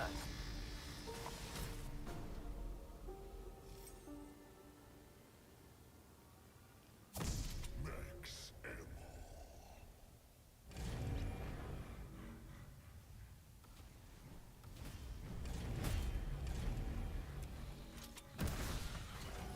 These recon rovers are critical to our research. We rely on the data it transmits to our dimension. Escort the rover while it scans for a potential breach. Searching for dimensional breach. Warning. Incoming threats detected.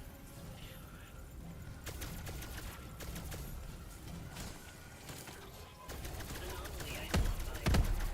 Scan required.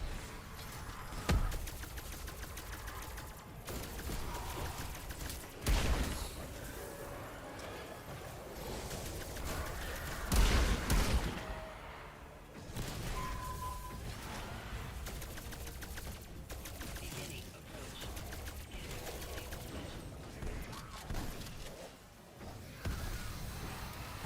Dimensional breach meets stability requirements.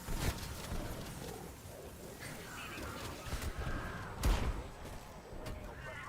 Dr. Craig, confirm status. That's a negative. Rift has rejected the package. Get back after it. Omega Helo spotted. Two. Remarkable. Even with its brief exposure, the specimen has already experienced dimensional metamorphosis. Continue escort team.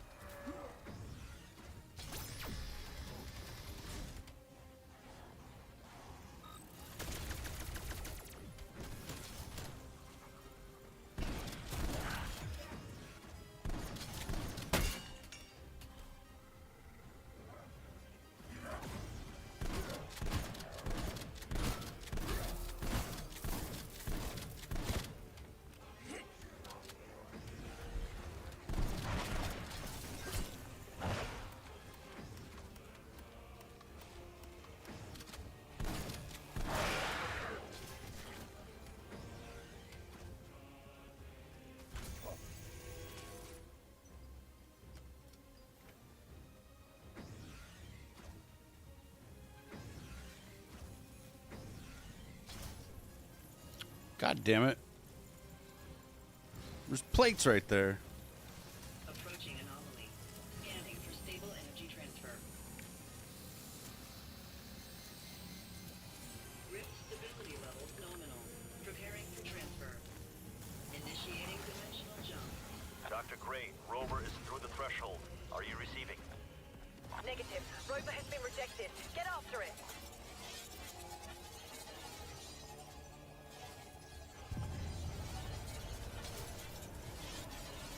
Stay on it, team. We need a viable breach point.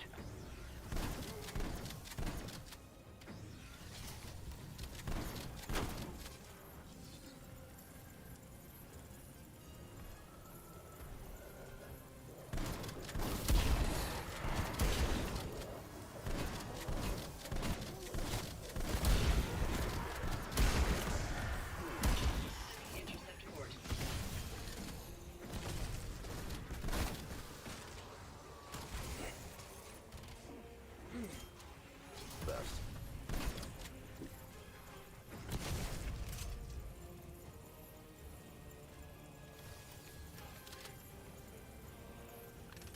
That particular anomaly should safely deliver our rover to the Dark Ether. One last push. We can finish this.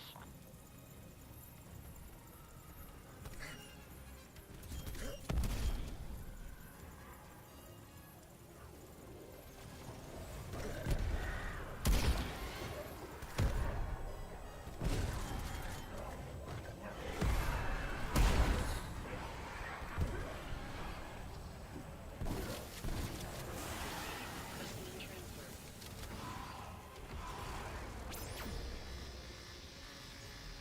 Payload is through. Dr. Gray, what's its status? Stable data link established. Payload is in the Dark Ether. Thanks for the escort. Anomaly site located.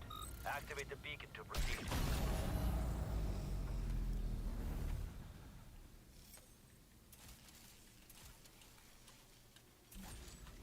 Death machine ready.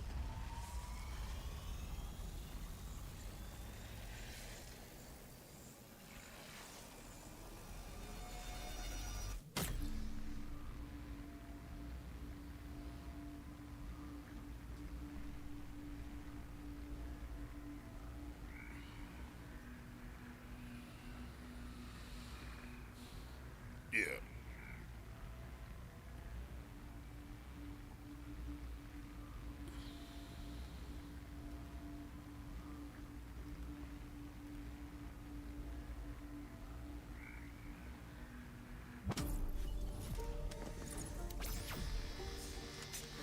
Field ops. I have lost contact with one of my Ethereum harvesters. Requesting strike team investigate. Copy that. Strike team inbound to their last known location.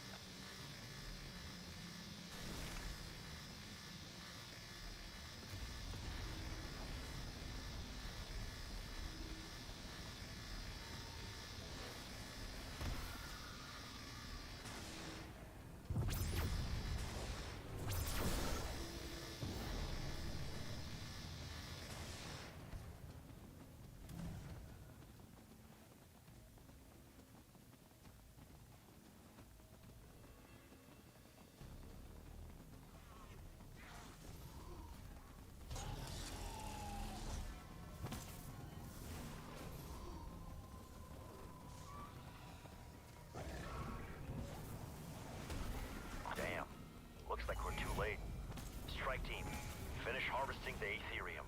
Recover the Aetherium and load it into the extraction rocket.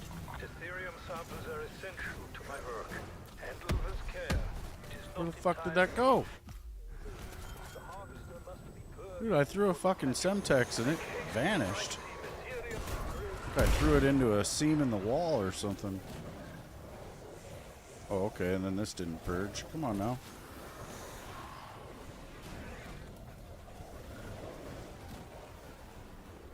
Sample acquired, Dr. Strauss. It is normal to experience movement and vision impairment.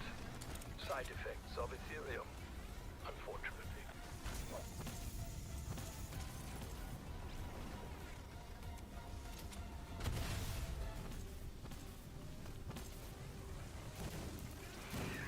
An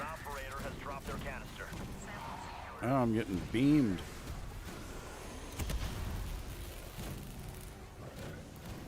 All Aetherium samples have been collected. Ready for launch. Control, proceed with launch. Sequence initiated. Internal guidance is green. Launching in 3, 2, 1.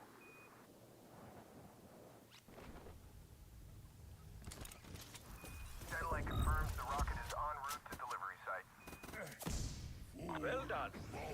I never doubted the fact that I was in the most capable of hands. Beacon site identified.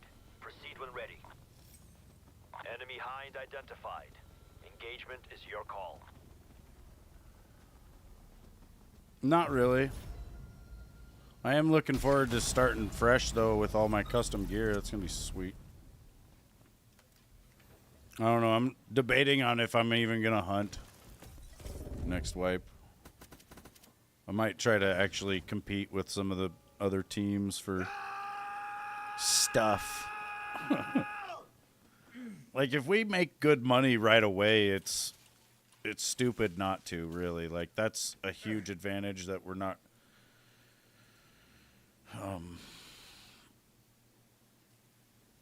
not using, I guess. Like, we'll definitely save and try to get a heli as fast as possible, but once we have that, we really should be, like, buying all the seeds and as much stuff as we can.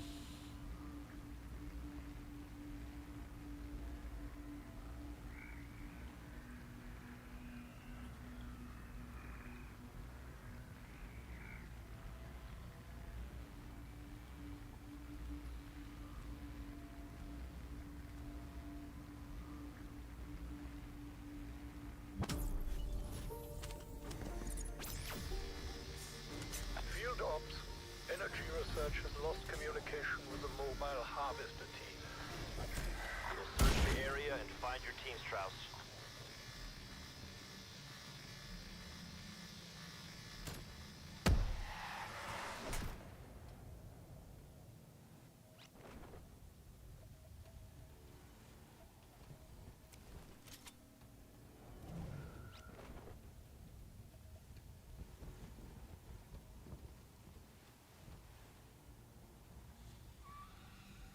Looks like the infected beat us to the transport, Strauss.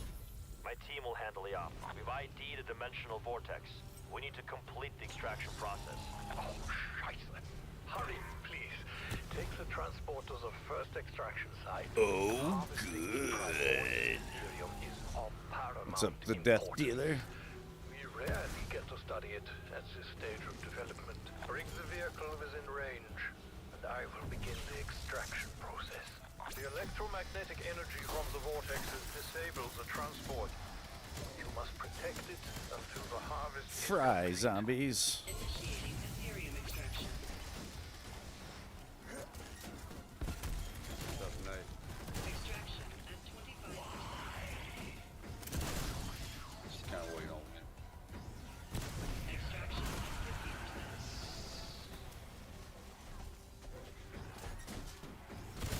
Extraction. Just kind of wait on me. Extraction. Good work. The second vortex should be nearby. You polishing your skulls? Oh, shit. All right.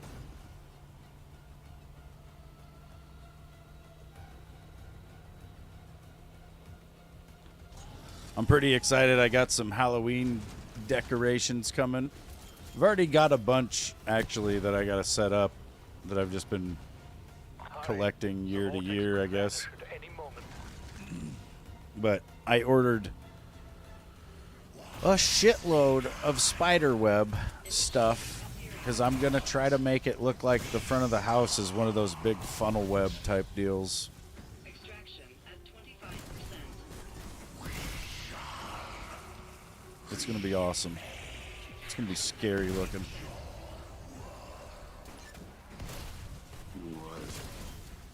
Extraction Might have to dress as man spider.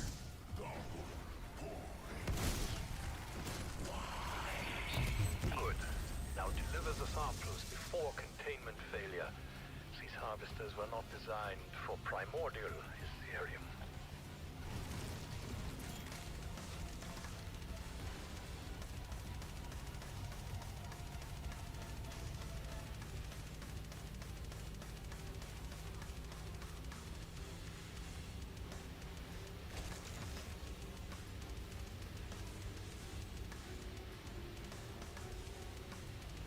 That's crazy, dude. Don't zap me, you bastards. They zapped the truck. We're barely moving. No.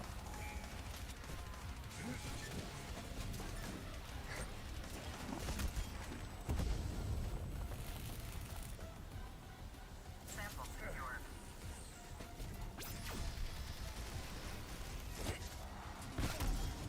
Got a few ghillie suits. That's pretty cool.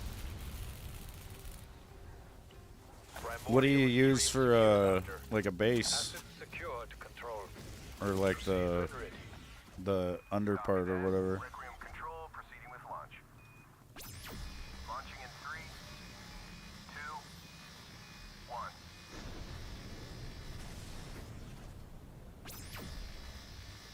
Systems show good burnout. Rocket on course for delivery. Primordial Ethereum is a rare commodity. Energy Research thanks you for your assistance. Beacon site has been located, strike team.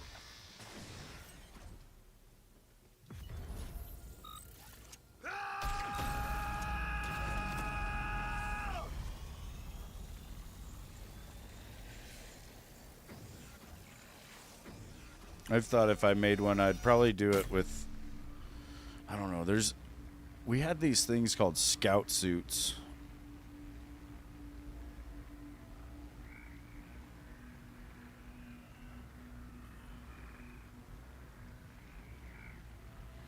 Yeah, I've seen a little bit of it, Blaze. It kind of looks like it's a sequel to this. So I don't know, I'll probably enjoy it.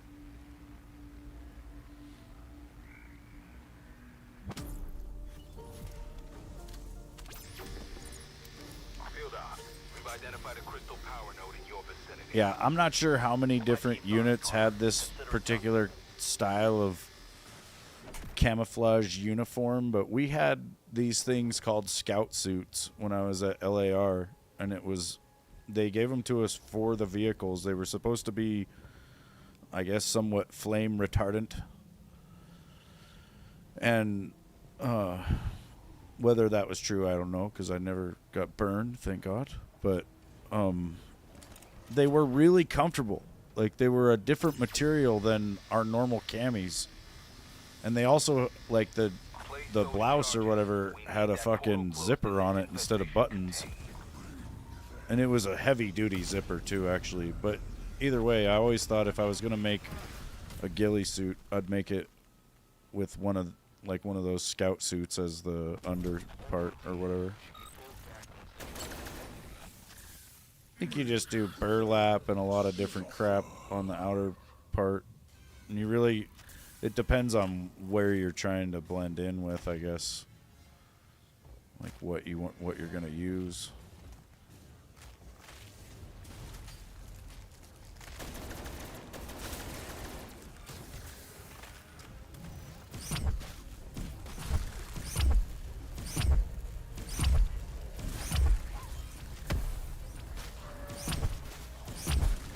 Some of it was, Lewis.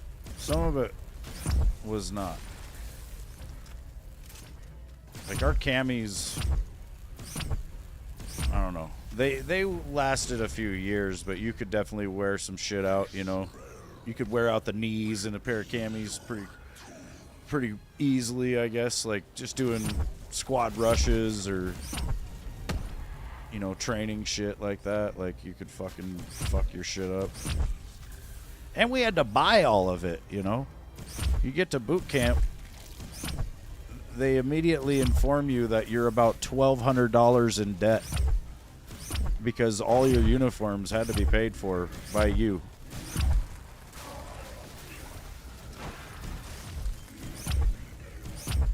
You know, I went in fucking 2001, and we had the old school woodland camis. Well, after about a year of me being in, they changed to a digital pattern, and I had to re-buy all my camis all over again, and my boots, because the boots I had didn't go with the new camis. Like, all through boot camp, I had to learn how to shine boots, because we wore black boots that we had to shine. But then when they changed to the digital pattern, it was a brown suede, like brushed suede, so you didn't have to do shit except take like a scuzz brush and buff the dirt off of it every once in a while. Like, you didn't have to shine shit. And so my 2 pairs of highly shined boots that I'd spent a year learning how to shine and finally mastered doing were fucking obsolete.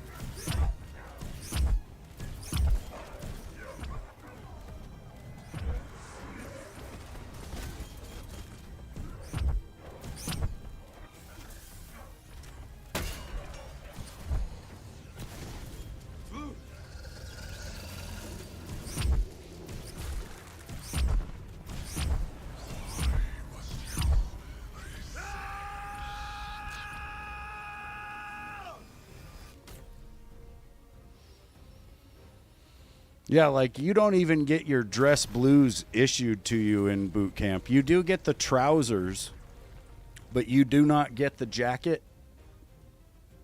So, like, you know, if you actually want to wear a full-on dress blue uniform, you have to buy the jacket, and it's like $300 fucking dollars. Then you have to have it tailored, and that costs like $50.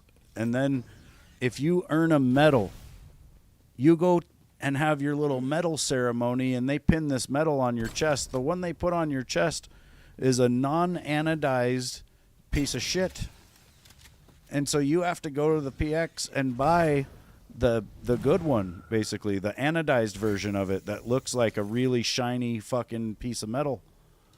And it costs about $40 per medal.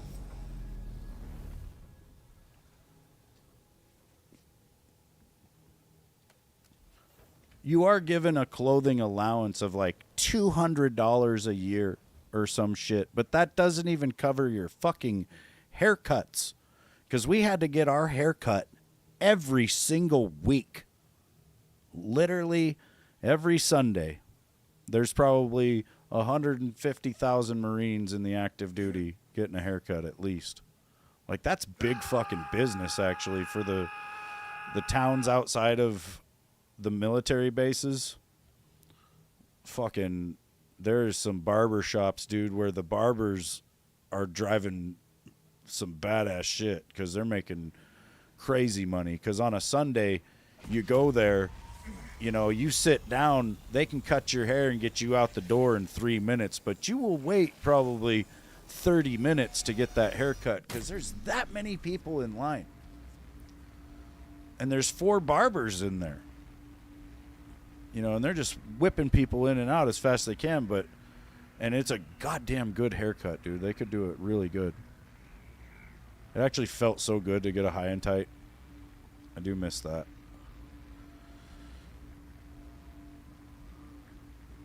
You stitch them up. If you need new ones, your brother sends you old gear.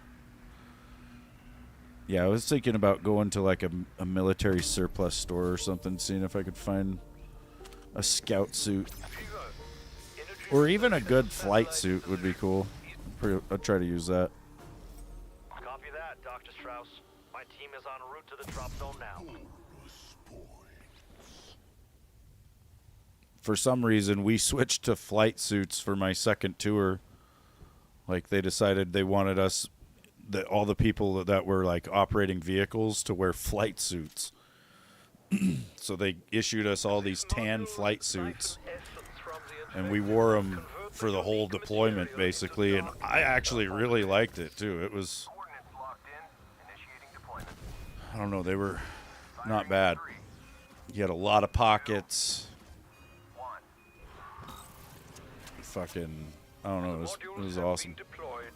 Observe the skies to see where they fall. And I think they were just more comfortable than our camis, you know. Wearing your camis with your belt and all that shit, like you don't even realize you're being, you know, you're in a certain level of discomfort just wearing this shit. But when you replace it with the flight suit, you can kind of tell then. You're like, oh yeah, this is way nice. It's like going from boots to regular shoes.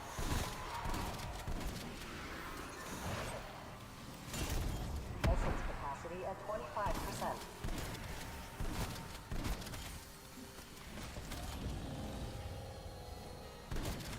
Essence capacity at 50%.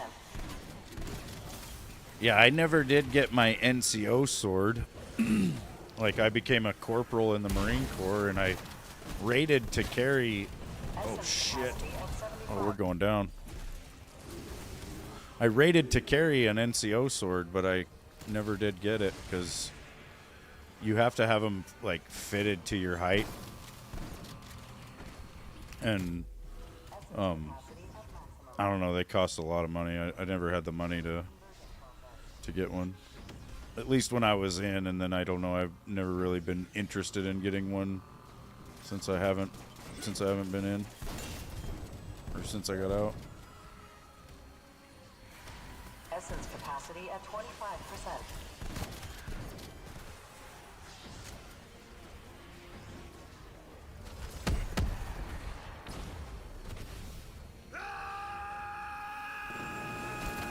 Essence capacity at 50%. Fuck. Oh, god damn it. I don't have the perks. Where's the fucking perks? Oh, we're dead. God damn it. Look what you guys made me do. Look what you guys made me do. God damn it. God damn it. That was awful. No, you are the exact one that did it, actually. It's you. No, I'm just kidding. No, I did all that. I know, I'm just fucking around. Oh, dude, that sucked. I'm going to have to pay. I'll be right back, you guys. We die. Why?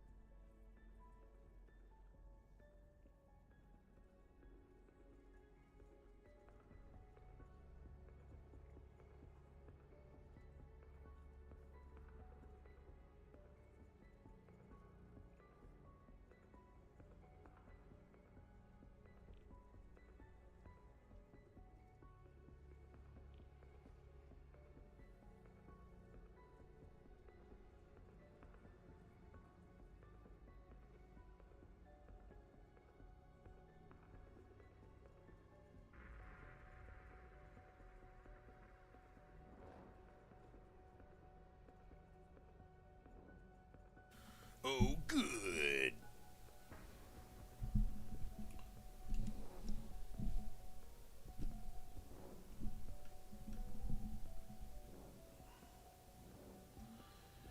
Good.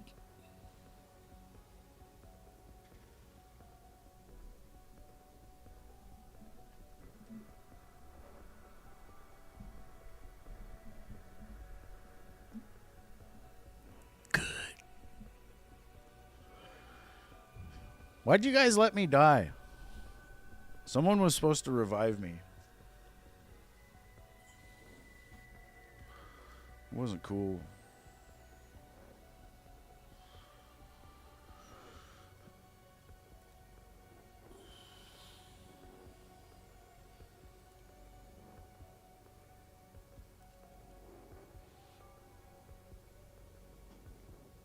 Just me and my bunny wabbit.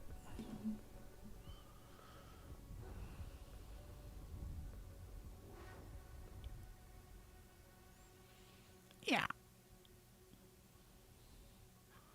Kind of want to destroy some people on multi, though.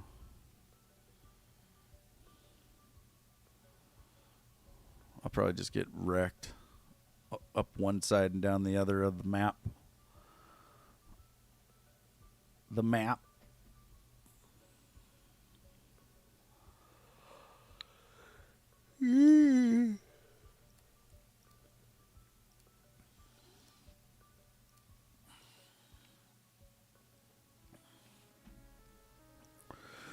Good.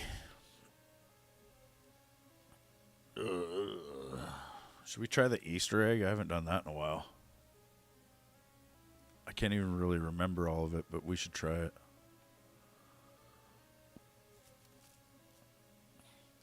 Last time you were actually into multiplayer was COD Ghosts. Dude, I mess around with it on here. It's not bad, actually.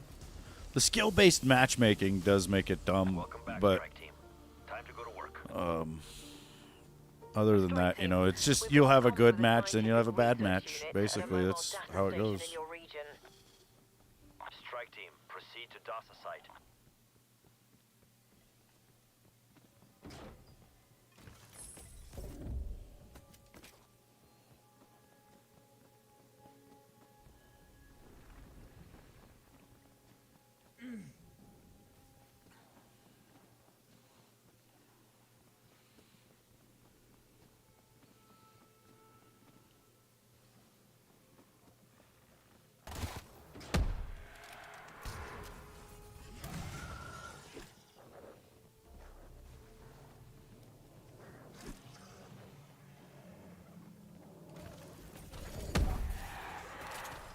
I just kind of mess around, dude. Here, I want to go do it real quick. I'll show you what I've been doing.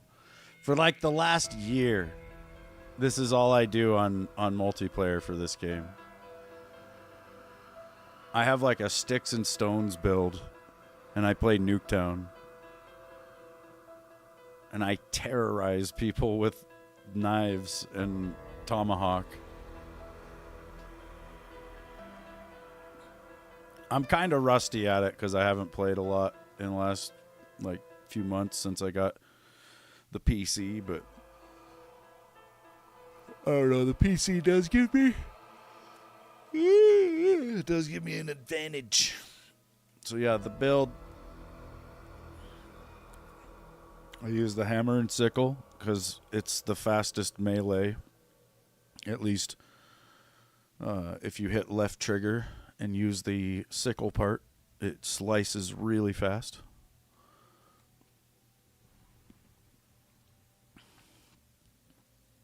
It took me like a year, but I went through and I unlocked every camo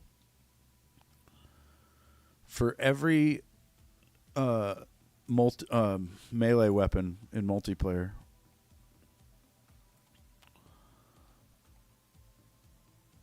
Wait, there's my diamond sledge. My diamond takozashi.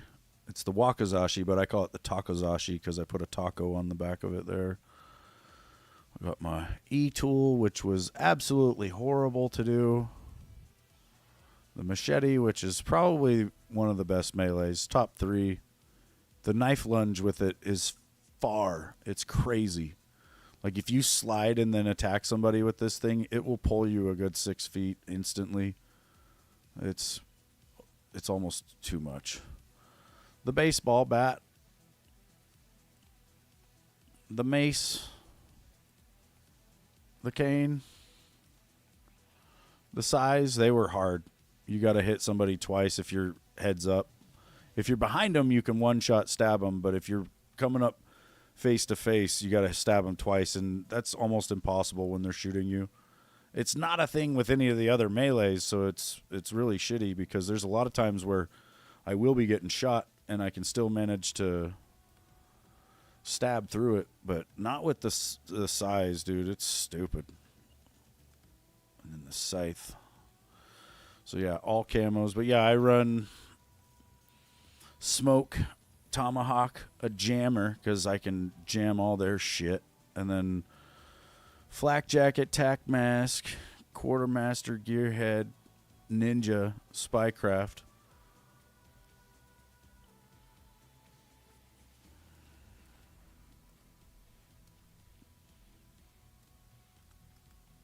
I gotta go to push to talk.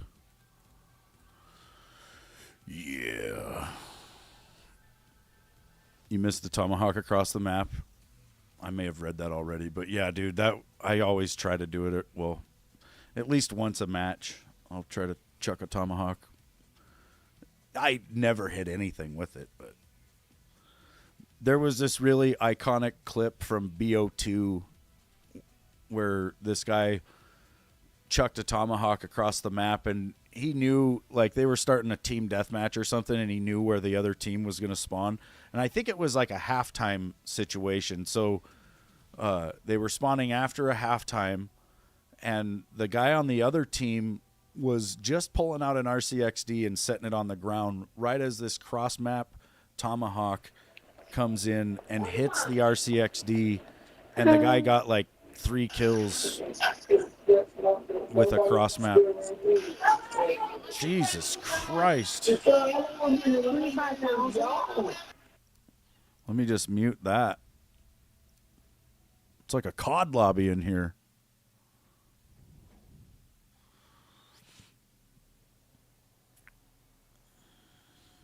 I mean, I don't want to necessarily mute everyone because you got to hear their reactions. We'll just mute that because that's loud. Here's my shit.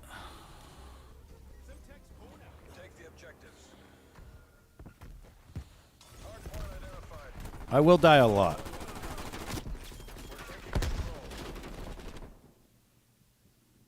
I miss that guy. He came looking though. Oh, I was on a roll. You gonna stop Rambo? Should have checked your side, bud. Oh, that was a bad time to reload.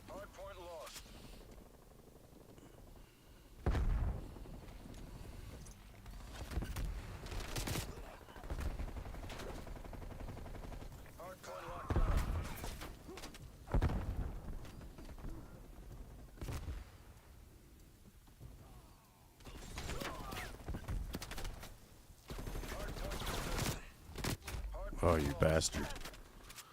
You bastard.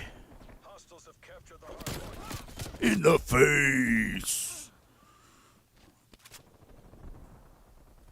Anybody upstairs?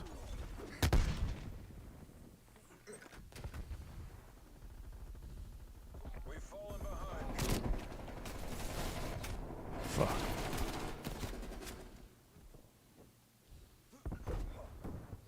Well, they got a trophy in there.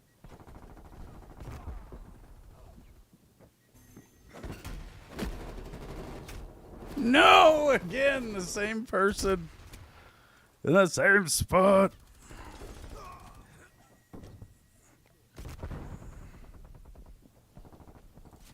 Oh my god. That shotgun's nasty. I have to fucking tomahawk them. Oh shit. Oh Oh shit. Dude, we were like 8-1 and now we're 9-8. That's the way she goes. Eat shit.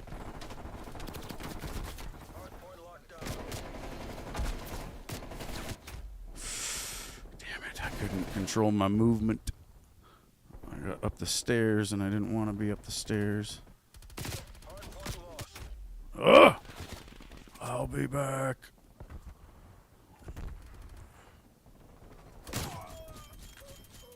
Sorry, bitch. That's fucked.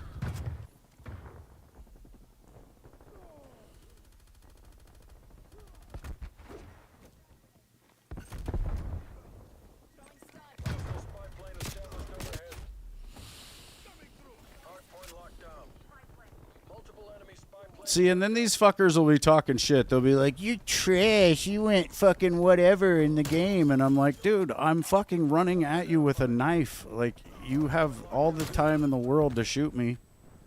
I shouldn't have any kills. Oh my god.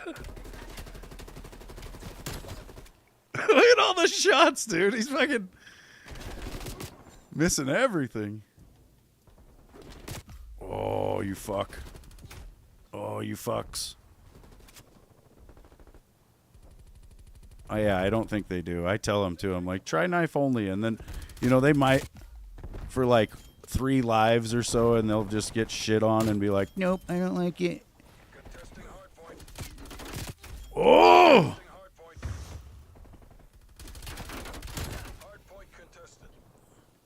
I was reaching for him.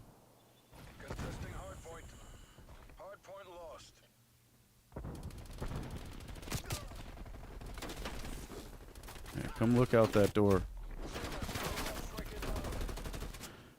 Napalm strike. Get out of the middle. Oh, shit. Don't you fucking look at me. Oh, fuck. Sentry turrets over here. I always try to take those out for the team.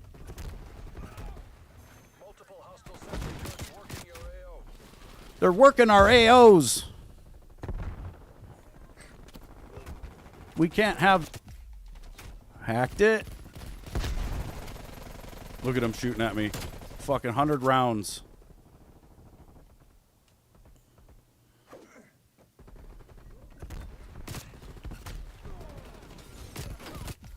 Oh, you fucks. I'm coming. 10 seconds. We are losing. Ah! Not a hostile attack helicopter.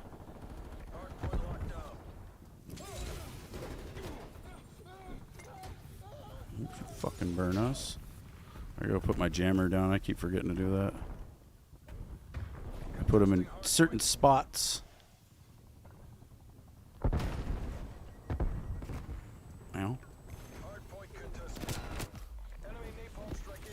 Get out of my house! Oh, they took out my fucking jammer? A lot of times they can take out that jammer upstairs, like, by throwing a Semtex in here on the first... Oh, shit. Shit. Fuck. Oh, they got a jammer down in here somewhere. Those fuckers. Mine. Yeah!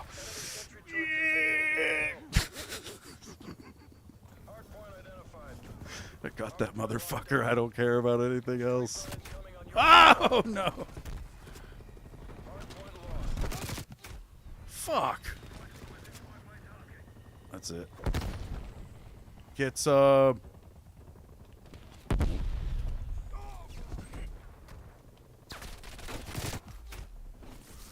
Man, it's like the fucking end of Red Dead 1 out there.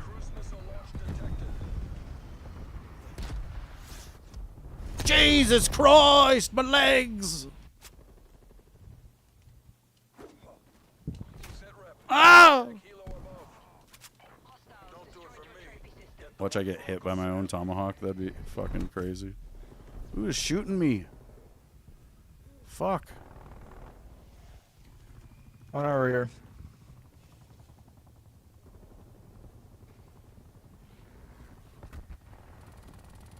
Hardpoint located. Hostiles have the hardpoint. Oh!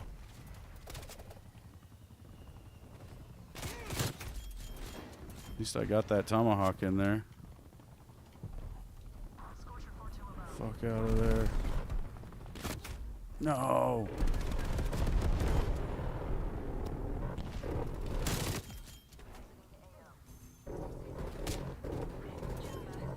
Hardpoint is secure.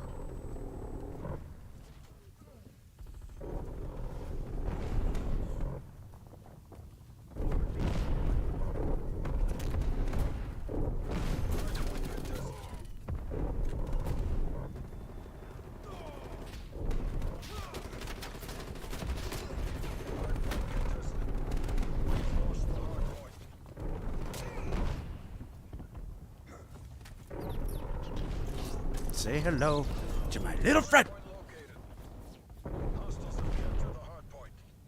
Hostiles Get me out of here. established over. Ah!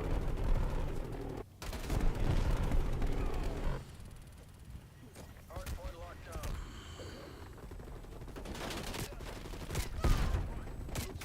Ow!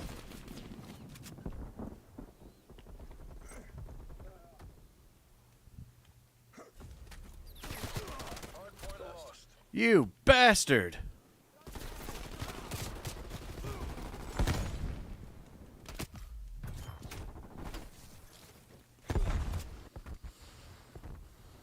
Stole my kill. Oh, fuck. Hardpoint locked down. We've lost the hardpoint.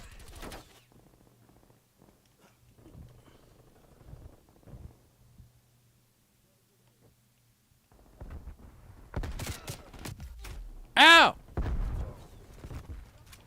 Hardpoint identified. Hostiles have captured the hardpoint. Hardpoint locked down.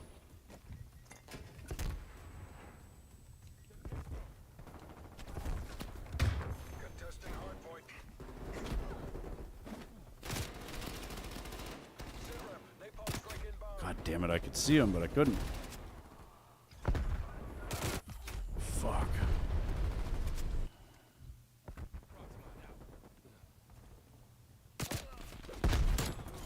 Yes. No. Hardpoint contested.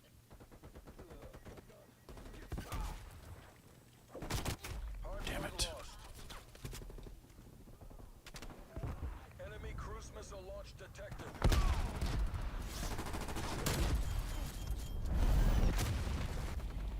There's no coming back from that. Haul your asses back home, CIA.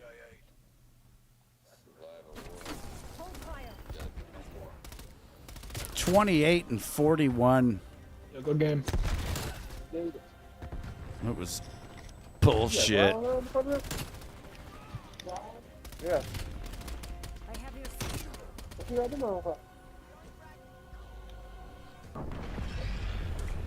It was stupid. There's something in my eye. Fuck. It's like 2 eyelashes at once. Motherfucker. But yeah, that's what I do for fun. Didn't that look fun?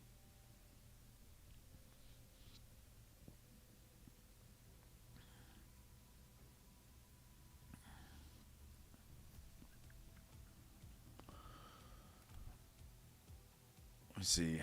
Combat record. I have 8,531 kills with the hammer and sickle. I used to run around with the M79 a lot. Like, you can get some really easy kills with the M79. When this game was new, I wanted the best camos for the knife, but in order to get the top camo, you needed to also get all the camos for the M79. So I had to use a lot in zombies and I had to use it a lot in multiplayer. And I figured out pretty early how to use it as like a mortar, as an indirect fire weapon.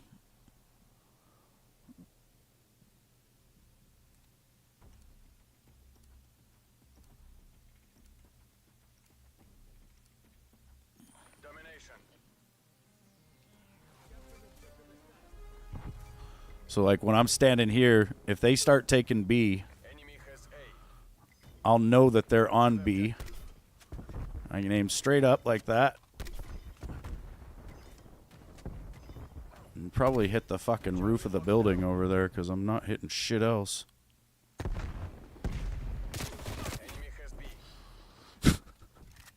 think I need to be like a little bit further back.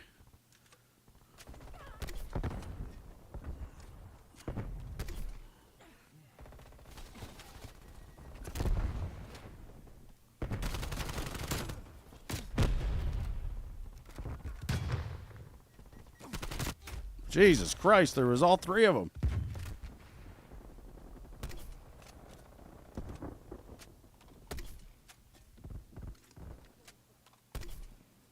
I just lob them into the middle. That hit somebody, but wasn't a kill.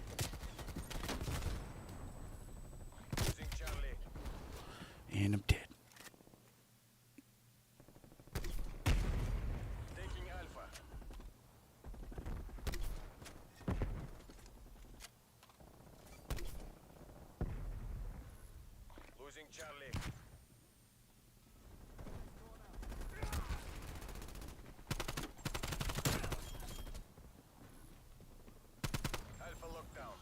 That was a fucking decoy.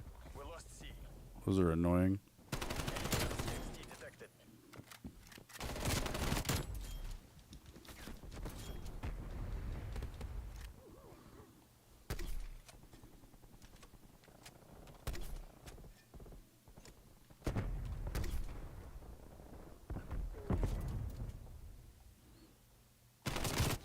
I actually, if I'm gonna shoot, honestly, I really prefer to play hardcore.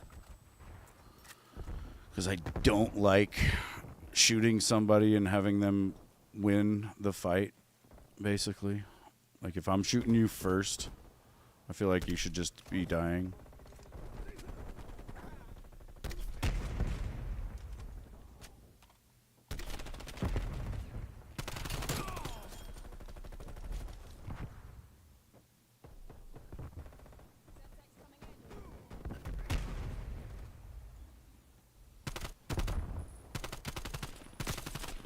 This gun sucks!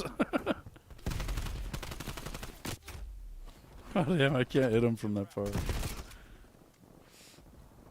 So, yeah, I'll go back to stabbing. Stabbing is where I'm happy.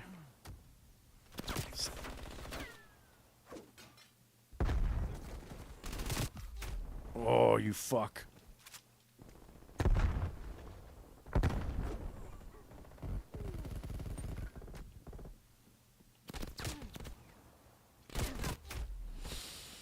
Damn it, there's two of them.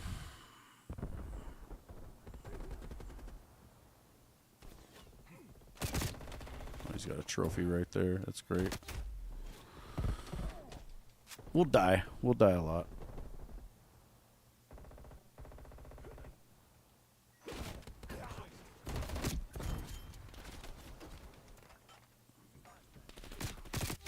Fucking campers.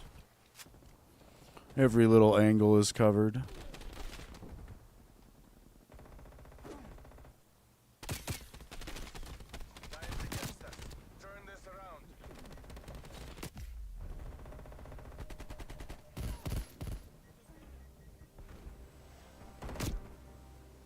Oh fuck, there's a guy.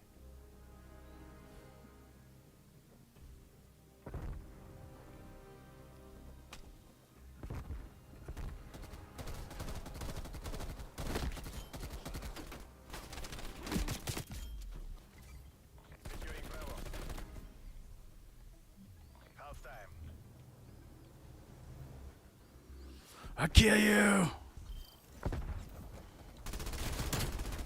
Oh man, that was me.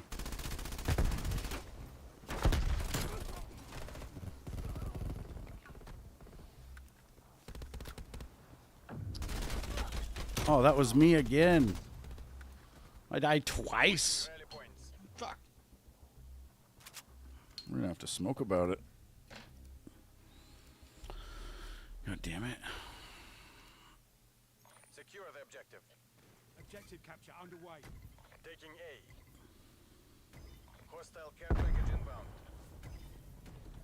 Enemy has C. A secure.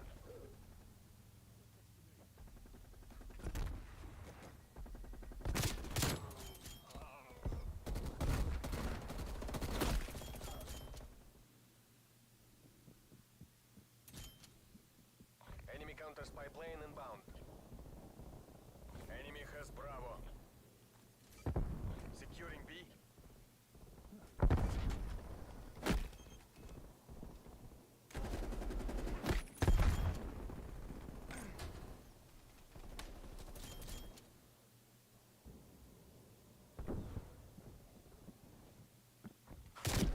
Taking B.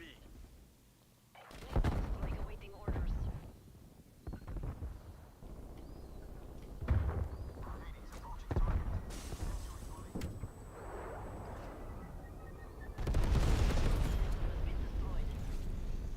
Artillery targeting detected. Hostile RCXT in your AO. Artillery inbound.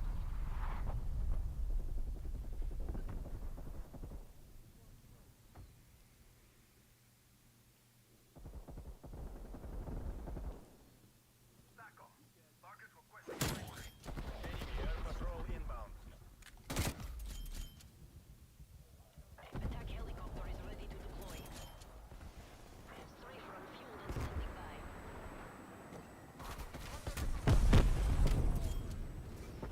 Securing Bravo. Taking Charlie. Dagger, I have your back. Thanks up. Losing Alpha.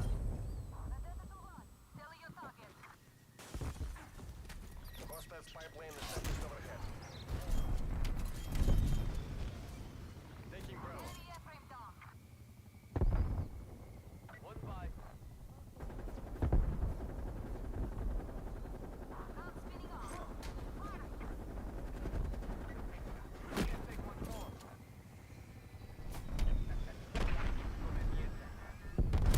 Helicopter has been destroyed.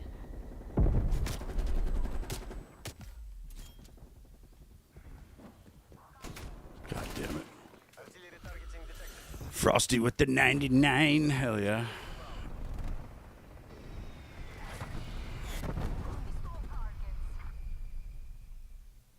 Victor out 205. Correction 215. Ascend Angels 10. Enemy RCXT detected. Oh, shit. Oh my god, he watched me run right by. That's fucked. Enemy care package above. Did not notice that guy. God damn it. I run around with, I can't remember which perk it is, but it makes it to where the enemy prox mines and shit don't go off. So when one does, it's because one of my teammates ran by and fucking did it. It's so annoying. Oh, so close. Hostile artillery targeting active. Taking B. Left incoming artillery. Enemy cruise missile launch detected.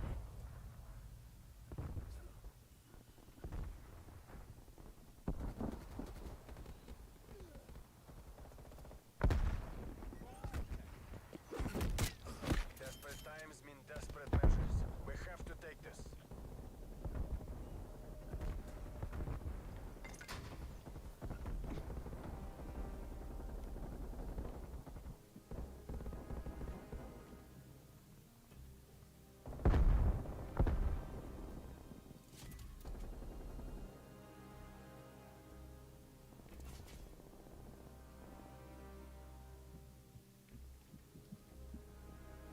All units, head to exfil.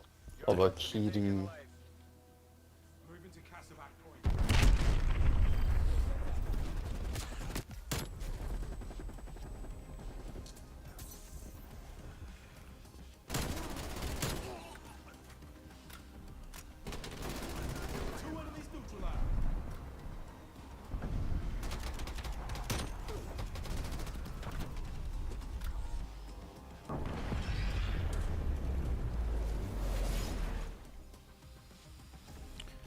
32 and 15 with the knife. That's pretty crazy. That'll do. Now the next match I play will be the opposite of that. So we will never play again.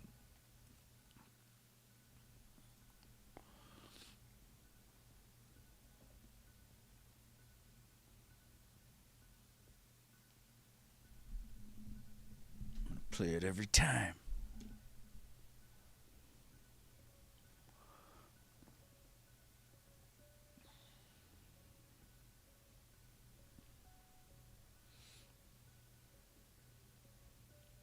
I was all up in their house for a minute there. I don't think they liked that.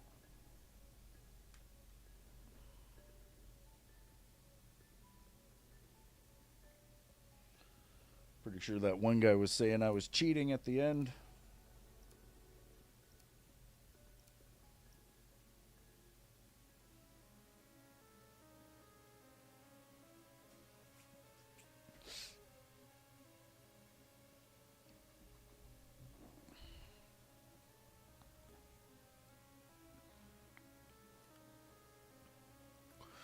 Right, now let's try the Easter egg. Why not?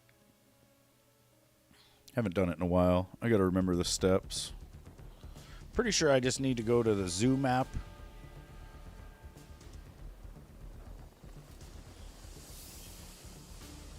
All teams, field ops deploying an outbreak zone.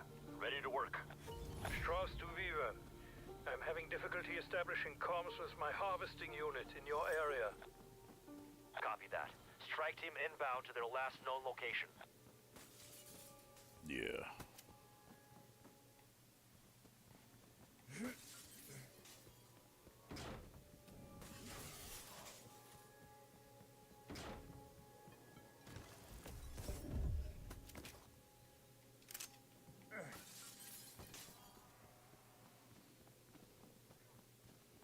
Check if there's a large in here real quick. Nope. Just a zombie.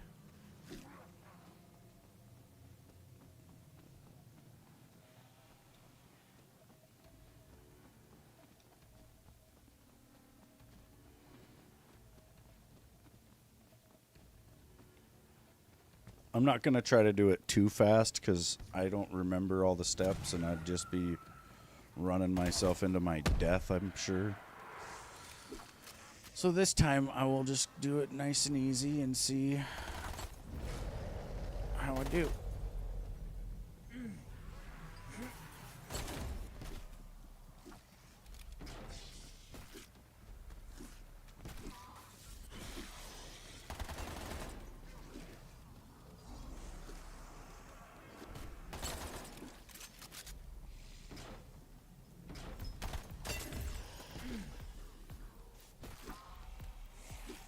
I'll be up here.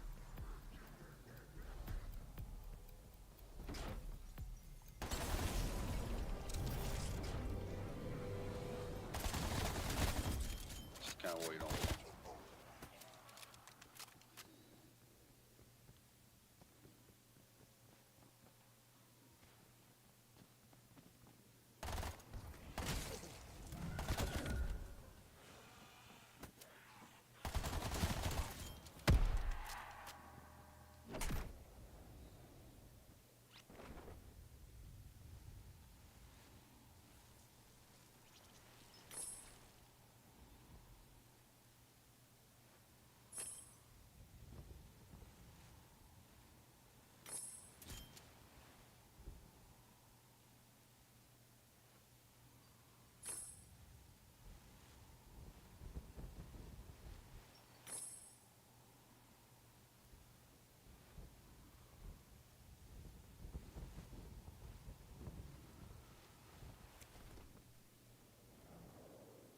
Damn. Looks like we're too late. Strike team, finish harvesting the Aetherium. Harvesters are nearby. You'll need to detach the Aetherium canisters before loading them into the rocket. I only hope your team proves less fragile than my own. Try to move with some vigor, strike team. The Ethereum begins to degrade the moment it is removed. The harvester must be purged before detachment. Sample acquired, Dr. Strauss. You are now experiencing restricted movement and impaired vision, yes? Ethereum crystals are not only heavy, their radiation is potent. It is completely safe. Yeah, it's just safe radiation. Really potent, safe radiation, says the doctor.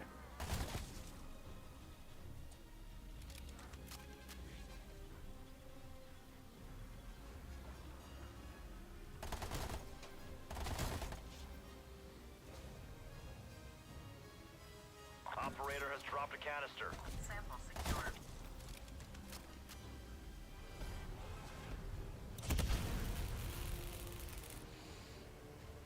Strike team has secured all Ethereum canisters.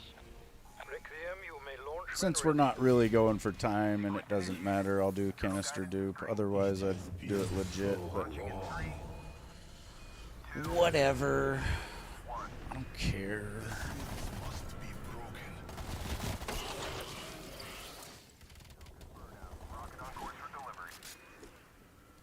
Well done. I never doubted the fact that I was in the most capable of hands. Situation has been identified.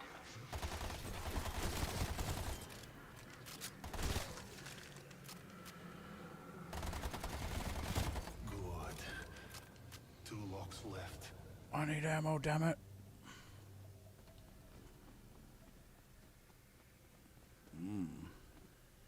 Maybe I can get some out of this small chest.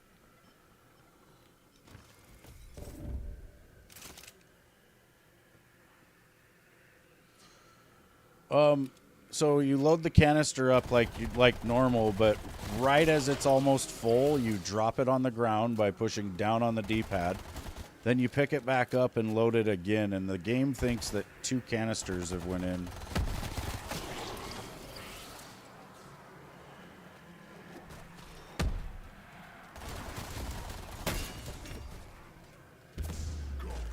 Don't hit me, orb. Ooh, it hit me, but it didn't kill me. You fucking stupid ass orb. End my torment. No. I did not figure that out on my own. Somebody showed me it once, and then I've just known.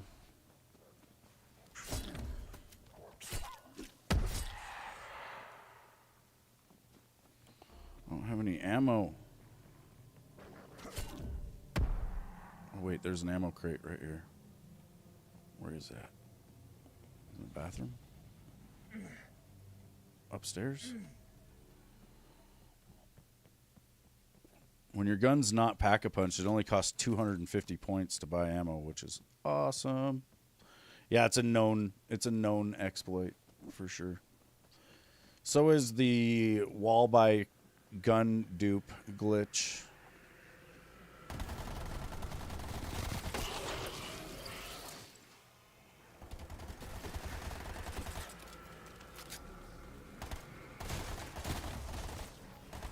You've done it. Fuck, wasn't even trying to hit the orb. It was just in the back. Getting shot. You released me. I need your service.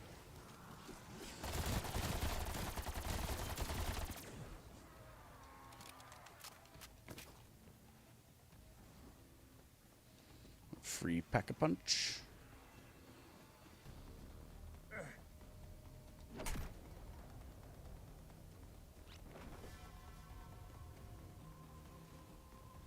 We'll hit the tiger mask, so we go to zoo.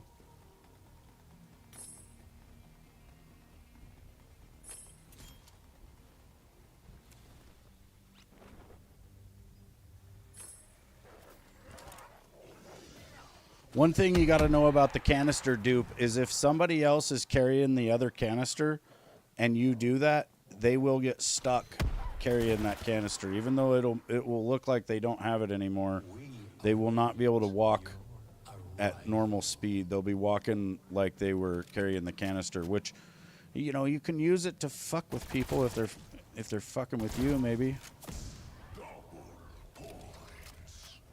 But yeah, if you're playing with a team, you want to make sure that you tell your teammates to drop the canister if you plan to dupe. Like, don't let them be holding on to it, because it's not good. No, I'm going to do the Easter egg. So there is an Easter egg in Outbreak. Actually, there's two different ones. Outbreak Easter egg 1 is supposed to be the hardest Easter egg in the game. And then 2 is the easiest one.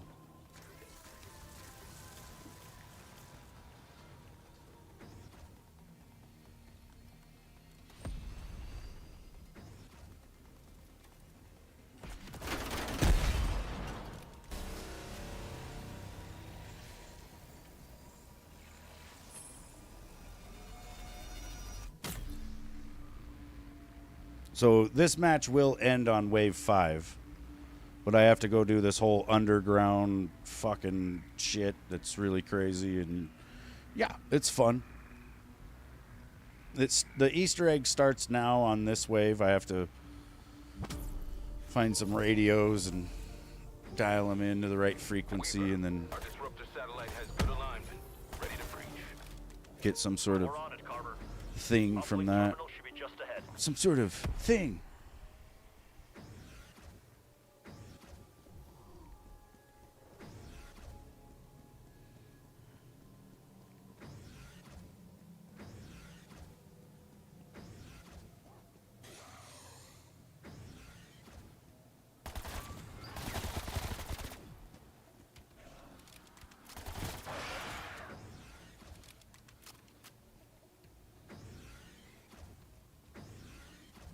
Dude, this is actually really good RNG if I was trying to go fast. Like, the first one being retrieve, even if I was doing it legit, it could have been done pretty damn quick. And then this one being a limb, also awesome.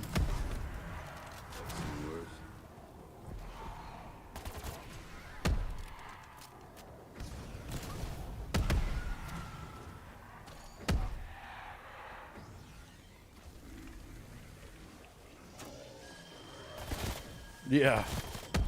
When it doesn't matter, the game will hook you up.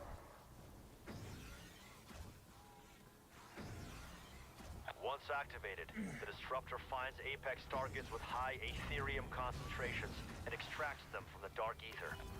Connection established. Distance nominal. Blocking target. Initiating fire. Yeah. Yeah, it is. Apex HVT act as commanders for the Horde. I want it eliminated.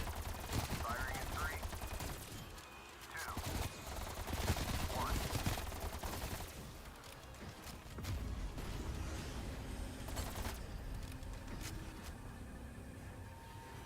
Apex HVT has been acquired. Put them down for good, team. It's got reinforcements.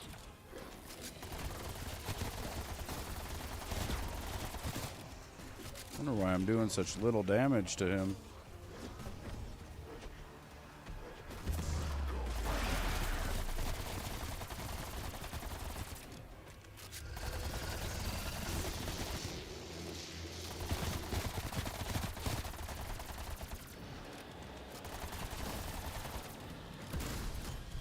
Kind of wait on it. Get back to it. I want that threat eliminated. Whoops, I forgot where he goes.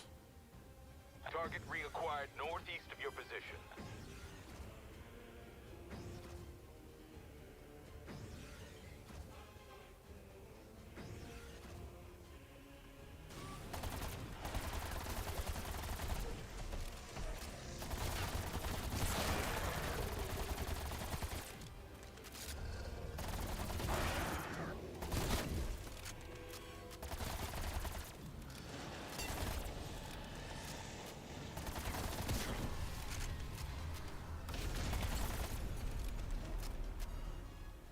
Got him on the run now. Get after it. Shit, he's gonna make the helicopter fly. Target reacquired north of your position. I want to see if I can pull him over here without that happening. Tough night.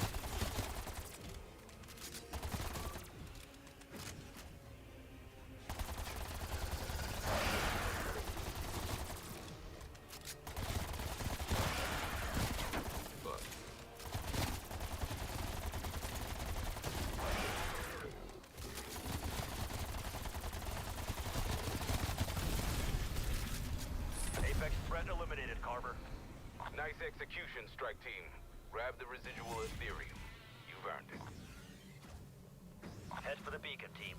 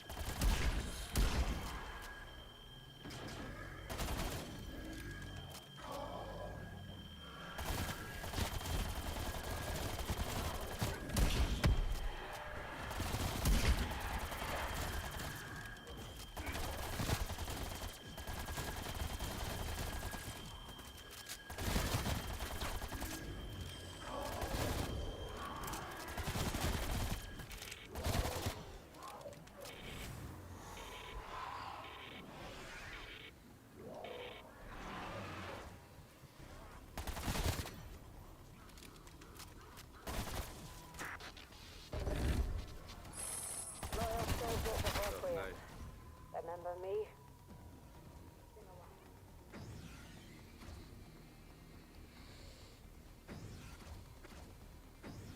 So that was step one. I just had to grab that beacon comm device.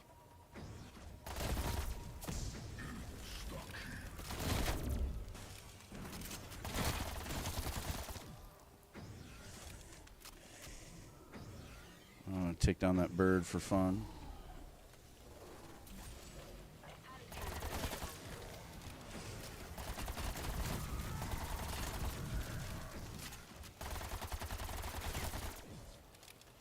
Yeah.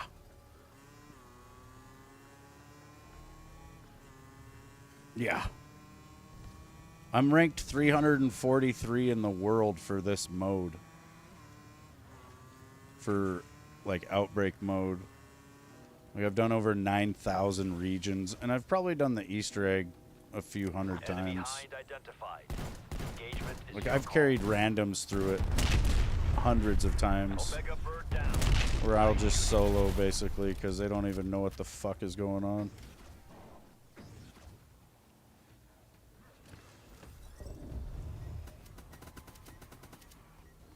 My best time, like, is probably around, like, 30 minutes.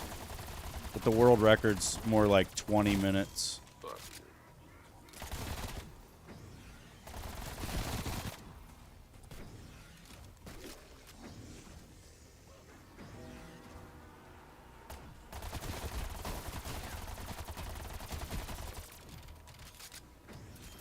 Just kind of wait on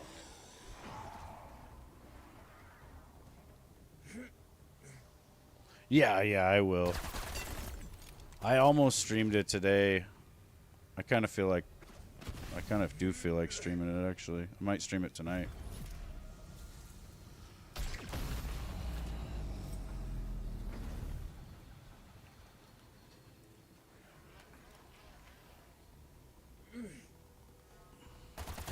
Gotta make sure I put this on like that. There you are. There's something you must Like I do. want Stam. Ravenov is in the field. Find him. I can still trust you, yes? Don't worry. This is Ooh, a I secure could get frequency double used pack, only by the though. beacon. Requiem won't know Let's do anything that. unless you tell them.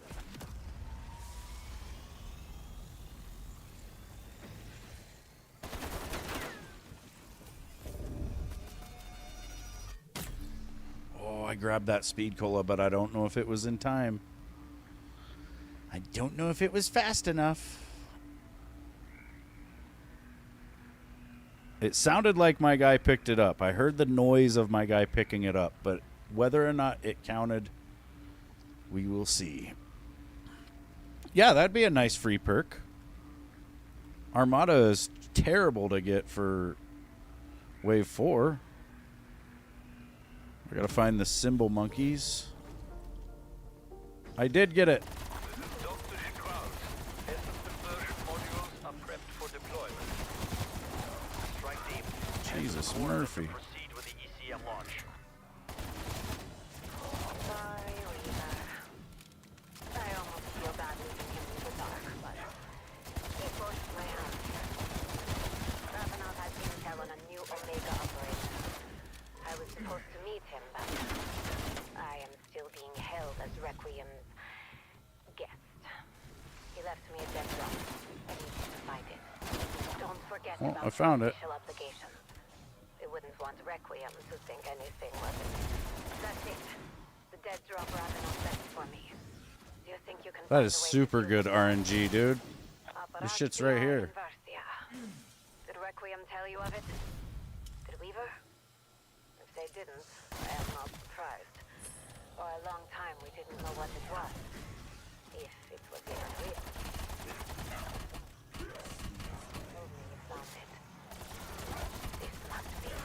Little friend Luca.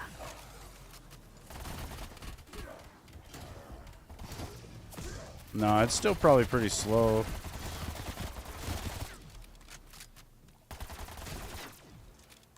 These modules siphon essence from the infected and convert the unique material into dark ether objects. Guided sequence locked. Firing sequence initiated. Firing in 3, 2, 1. I always loved this part. Look up. Here they come.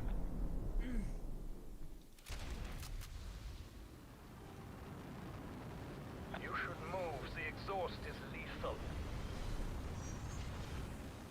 Wait for I the keep plan. playing this, though. I might get good at it. Plasma field I might be perimeter. able to do some speed runs again. Plasma field perimeter established.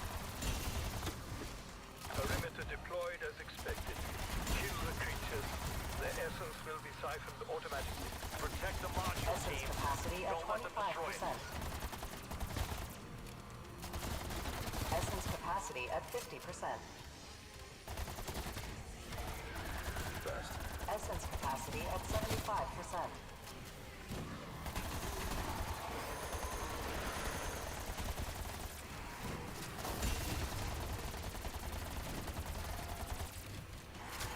Essence capacity at maximum.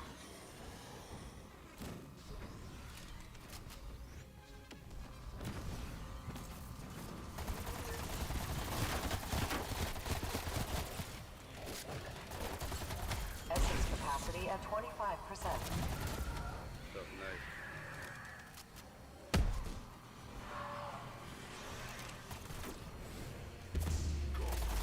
Essence capacity at 75%.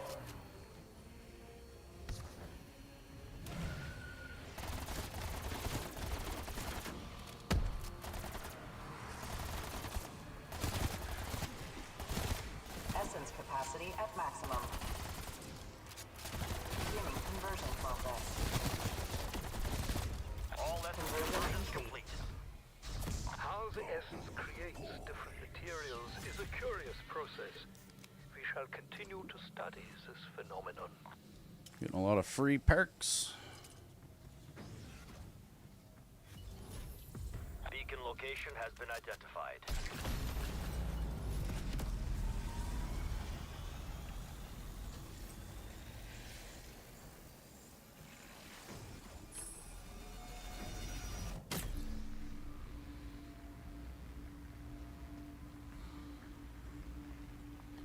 Ruka. Probably try to get pack 3 before I go down there. Good news is we're not far off. Do like one objective. Ordo's over there. We'll kick his ass real quick.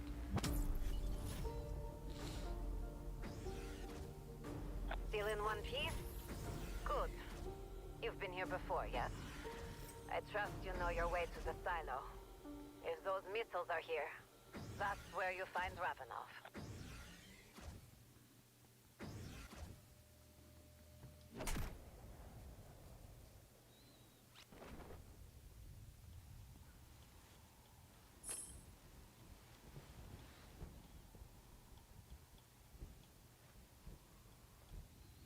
when you're parachuting in this game, if you repeatedly tap up, like see how fast I'm doing this? Your guy's hands will kind of pump and you won't fall out of the sky like nearly as fast. Like you can actually just glide and glide and glide. Like if you stop doing it, you will not go near as far. You'll go at about a third the less distance.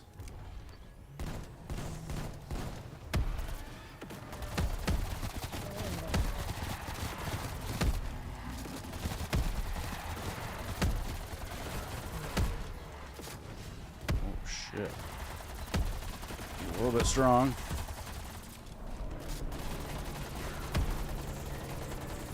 A little bit strong.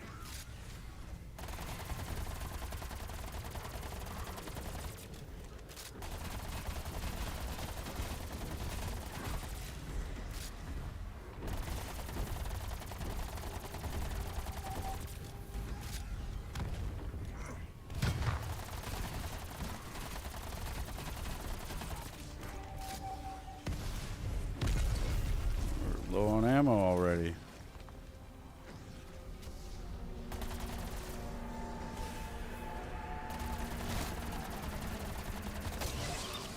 He does take crit damage if you can get him in the fire mouth.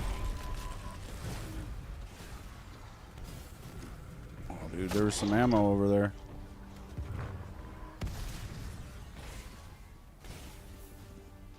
There it is. No, no, no, no, no.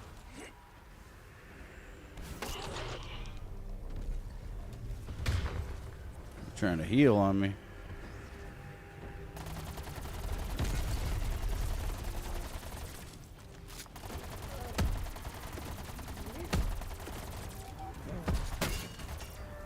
Now, this might have been a bad fight to get involved in here.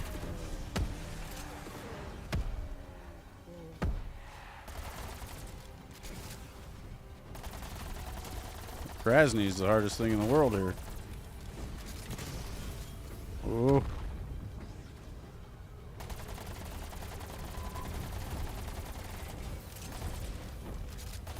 The Krasny is fucking Atom Smasher, dude. God damn.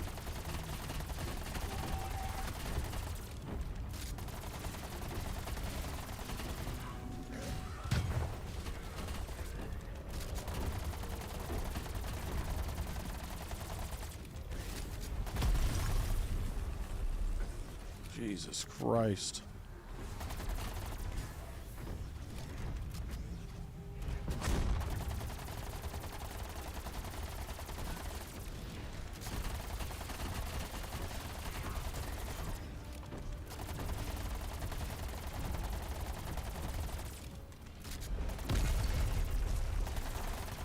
I had to jump.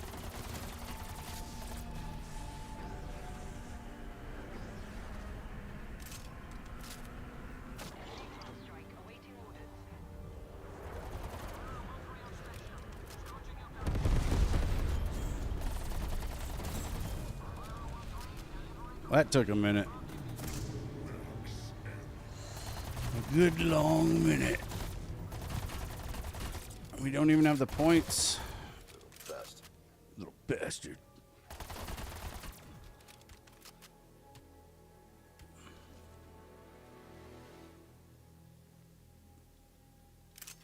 Thanks.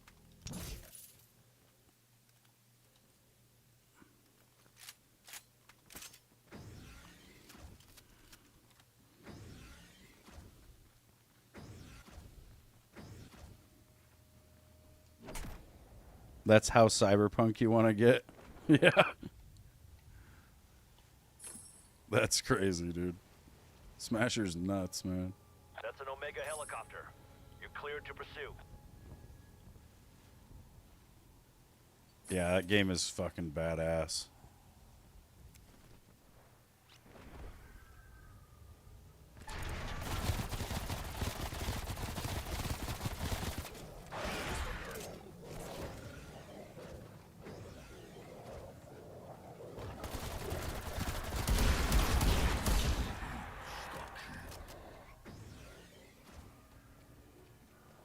Man, I don't know. points.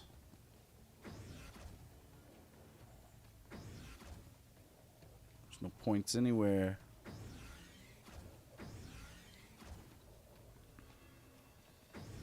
I'm gonna go hit another jump pad. Guess I could do the black chest or the lightning box. Yeah, he's pretty much a machine.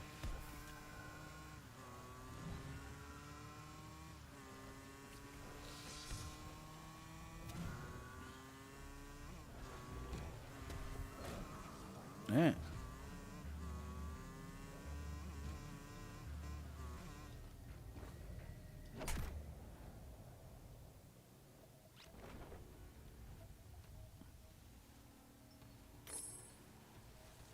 We are not near the points. Shit.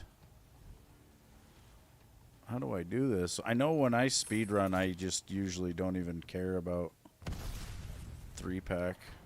It's not really a priority.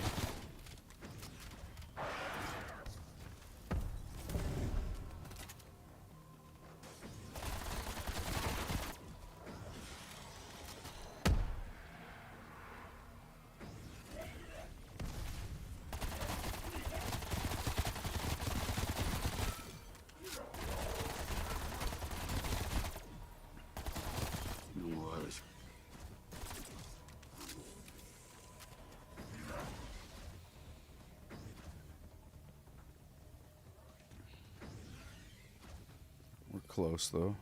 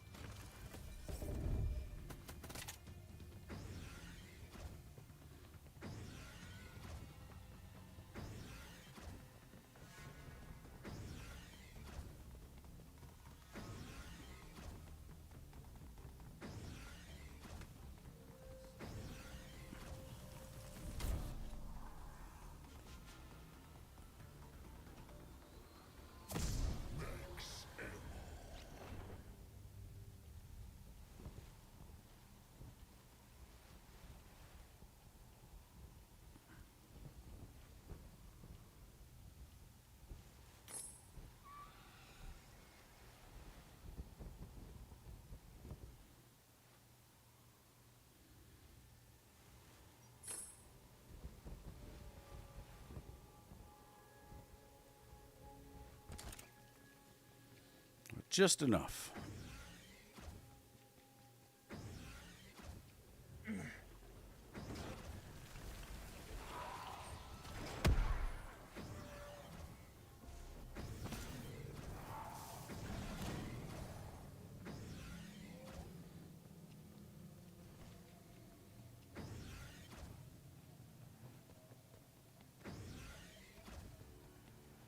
Dead bodies. Ravenov's calling card. That's our way down. If those warheads do what we think, Omega, the Soviets, could destabilize the West. If one of those impacts Washington or New York, it could create an outbreak zone big enough to consume the East Coast. It would throw the West into chaos. It would end the Cold War, but at a terrible cost. We cannot let that happen. Security breach. Lockdown in effect. All personnel proceed to safe zone and await further instructions. Looks like Ravenov's left a trail of breadcrumbs to follow. Murdered Omega breadcrumbs.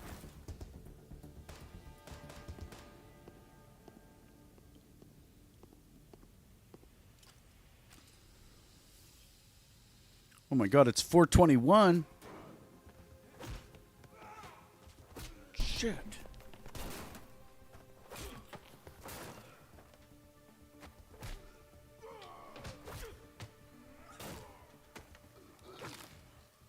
Requiem.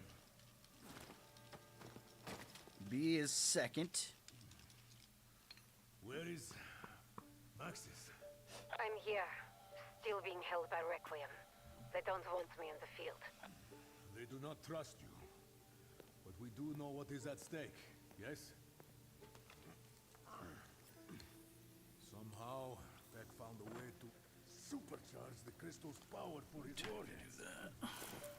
By using those crystalline creatures.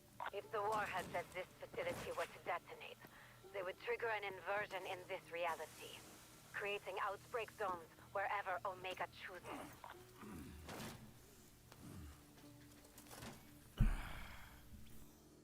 It is no use. I cannot launch the missiles from here. I need you to find the keys. That is the only way we can put an end to Operatia Inversia. Maxis, is there anywhere in particular you want to see destroyed? This power is too dangerous for either Omega or Requiem. Nice Blaze with the 99. I say, we dump them in the middle of the... Hell yeah, you and Frosty just throwing the 9s around. Go. Find the launch keys. Ooh, Prep the missiles. that was a good one, though. Alright, I can't remember what I'm supposed to do. I think I have to activate the canister. When you have secured the keys, we can launch these missiles into the ocean. Oh yeah, this is where I always wished I had an M79. It is the right thing to do. You and I both know this. Unable to resist picking up the shiny thing. Perhaps there is a use for it, if we find more.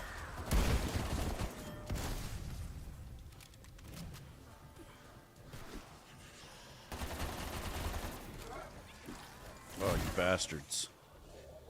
Leave me alone, damn it. Really? They are fucking with my life right now. Oh, dude. I just want to go up a zip line, but every time I try, something interrupts me. Jesus Christ.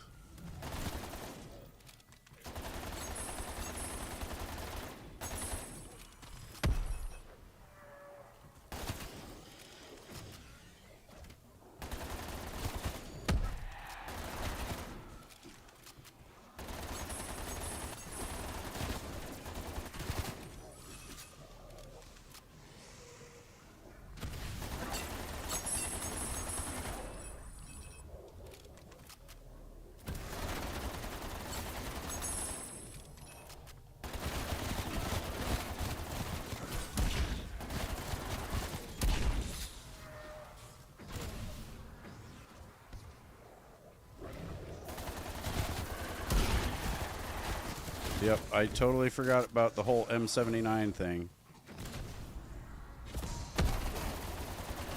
Not that I need that necessarily, but some sort of explosive weapon would have been nice. Oh, shit.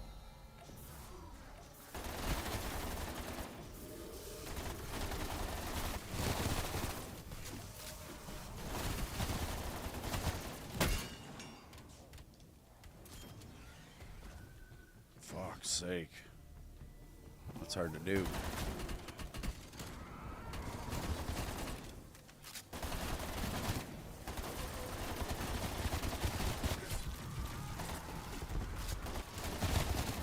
See Megaton coming. I'm gonna take him out.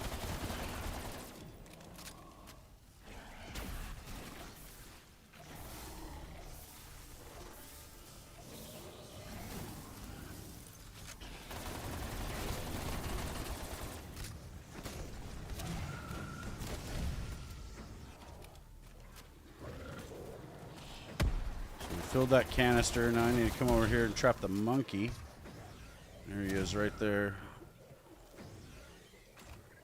An engine done.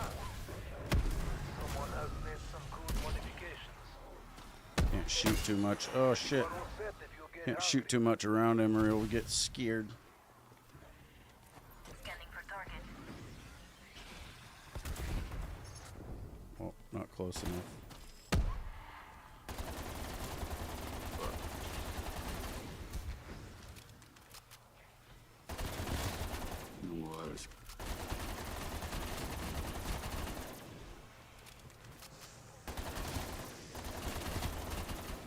Cocksucker, I'm almost out of ammo.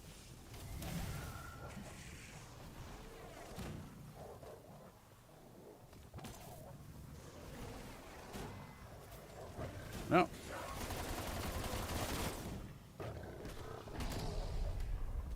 He is a bit skittish, isn't he? I mean, I shot next to him. Were I in his shoes.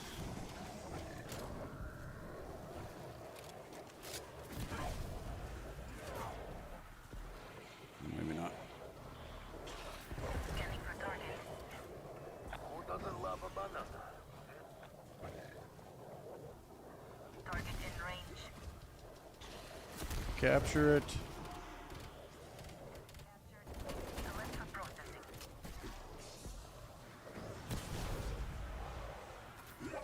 Target lost. Trap destroyed. Looks like we trapped our first trap. Now, that's it. Orocho, we are making progress. 2 more remain.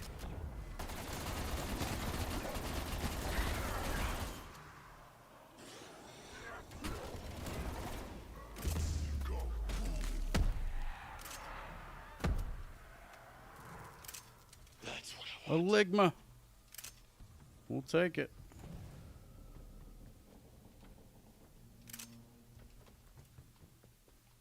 It's Booming Swords backup. Oh, good. Shit.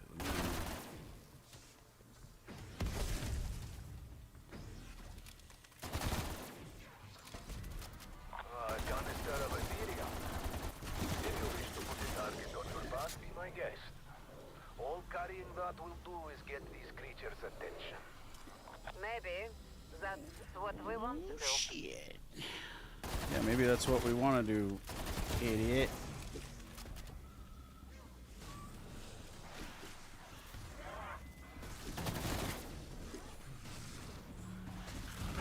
Oh, fuck. I see you have still not lost your thirst for slaughter. Well, that mimic did not make it easy, but we secured the key. One more. We are making good time.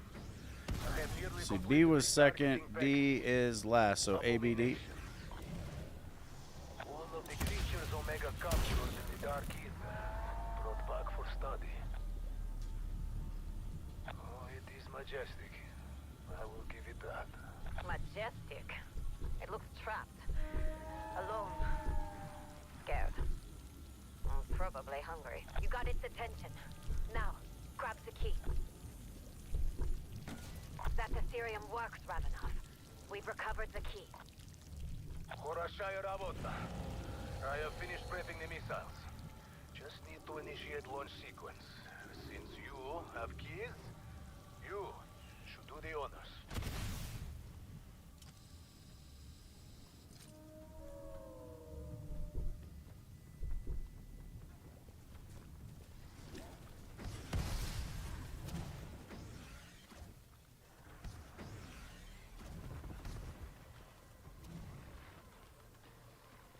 I want to grab armor, though. This is going to be fun.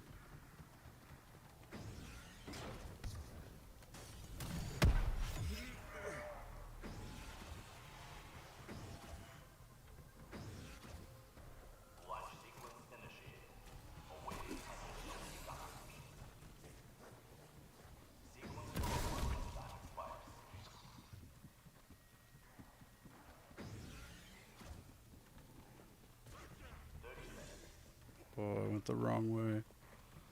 I went the long way.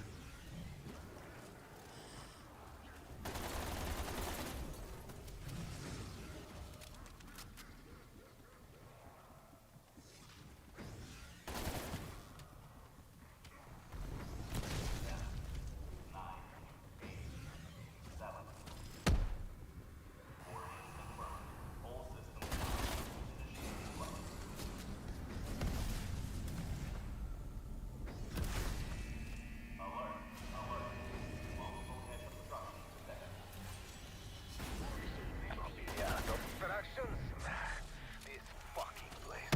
Now what? The hatches were clear when I arrived. Get to the surface and remove the obstructions. We do not wish to inverse half of Russia. Not with us here, at least. 9 minutes.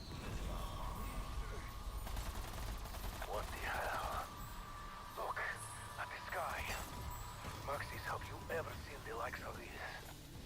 No, this is different. Those Tempests. What are they doing?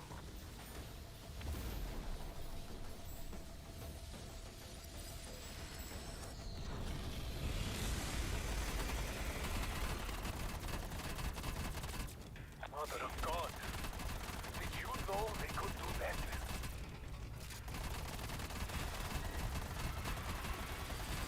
Yeah, this is the final boss. It may be responsible for the obstruction. If we kill it, perhaps that could destroy the crystals that block the hatches.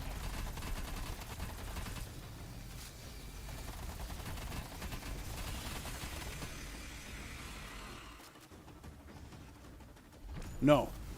I'm just damaging his shields right now, hoping to get him to go. He's got to go out to like an end, and then I'll be able to get him down and drop one of his orbs.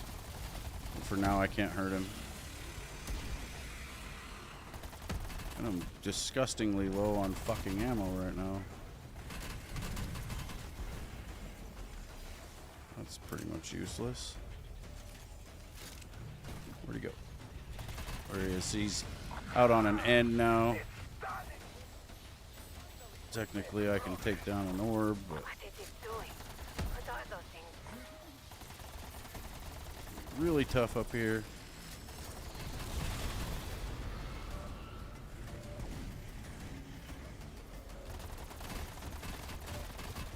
Ooh, we went straight out to another end.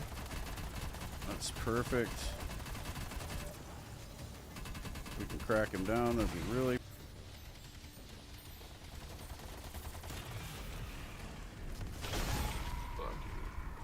Buy some ammo. You fight with heart and mind. Oh shit. Couldn't get out that way. That is one of them. A start, but still 2 more to go.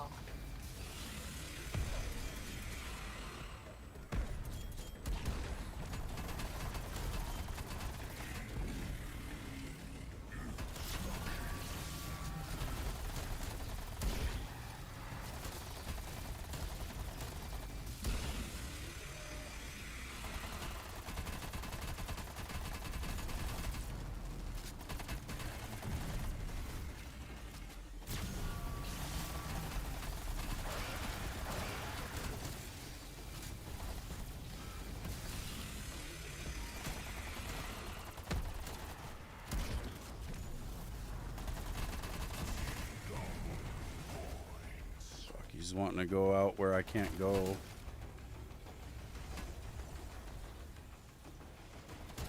Like I can't go into the purple mist shit, so it's really stupid when he cracks out in it. There's not much I can do.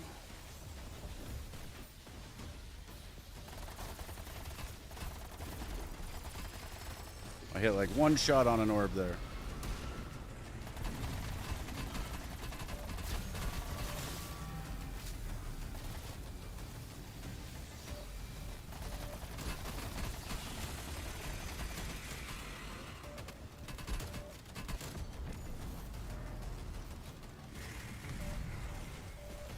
Fucking slider fail.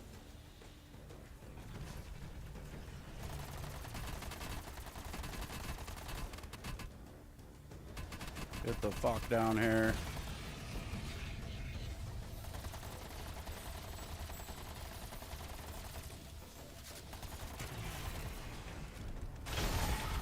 Another crystal destroyed. Yes. We may At least it's yet giving me live to see mostly another day. manglers There is still one for left, elites. and time is running out.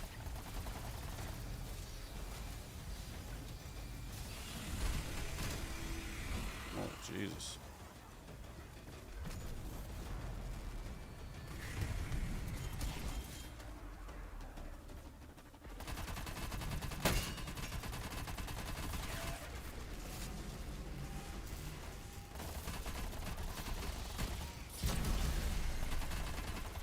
Tough night.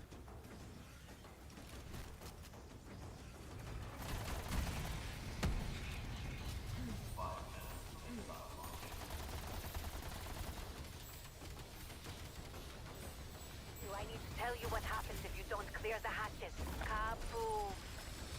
Yeah, yeah.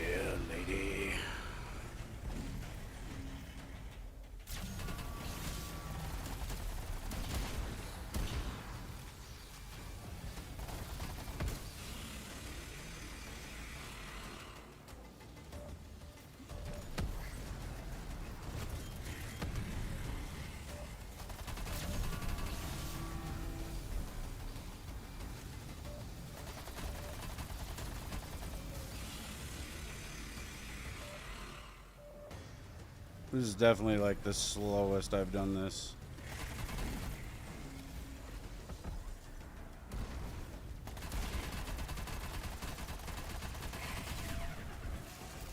Shit.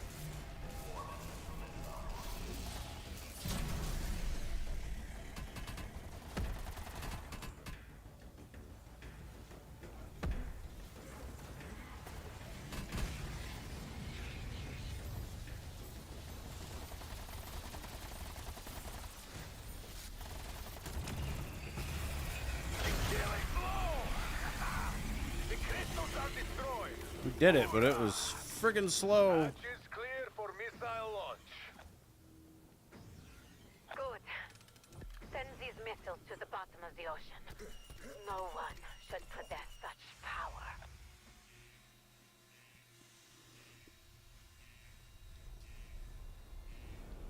Yeah, it is. I failed 5 times before I passed it the first time.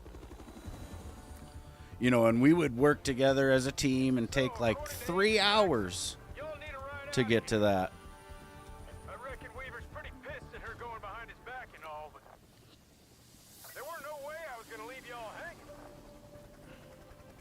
Yeah, I beat that fight with like 7 minutes and 41 seconds on the clock before.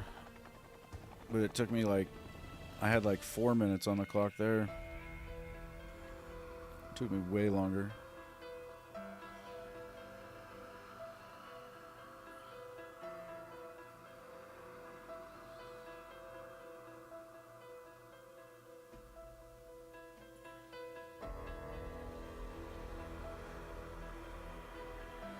Oh yeah.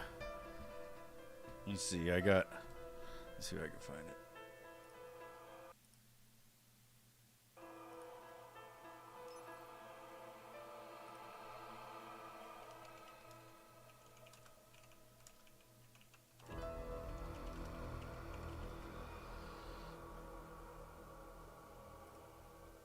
We may yet live to see another day. There is still one left. Look at the quality of that. AIDS, I got the AIDS. Yeah, this is the fastest I've ever done it. Yeah, if you slide into the zombies and it explodes, it does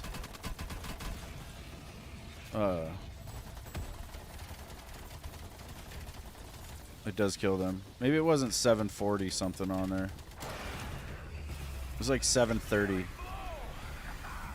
The crystals are destroyed. Hoorah!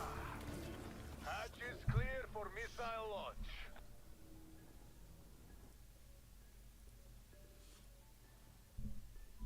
That's why I really like Slider. Like, Slider is one of my top 3, like, first 3 perks.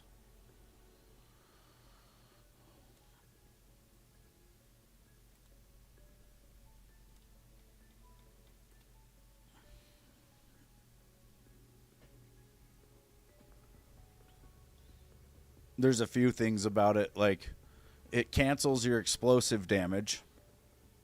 So that's pretty awesome because you can just shoot whatever, blow up, you know, whatever, doesn't matter. Also, while you're in the middle of the slide, you take no elemental damage. So if you get caught on fire or poisoned, you just slide and then slide and then slide. And then, like, the only time you'll take damage is for that brief little split second between slides. And that will keep you from dying. Like, if you don't do it like that, fire can really take you down fast in this game.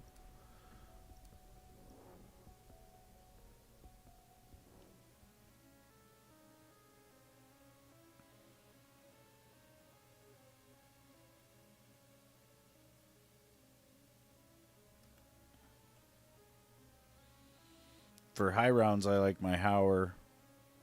But for the Easter egg, I use AMPs. I also sometimes will just start with the M79.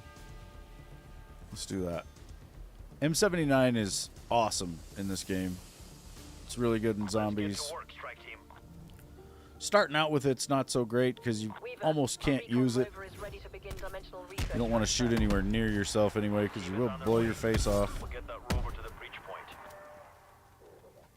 But as soon as I can afford slider, I'll get it. Oh my god, a vest.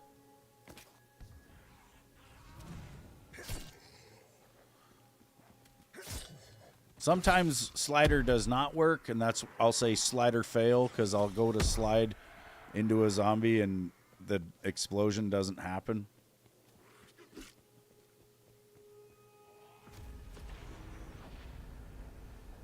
Like this right here, this is, it says 500 essence collected. The essence is points. Some people don't even know that. Like, they'll just completely avoid the essence canisters because they think, oh, what's essence? I don't need that.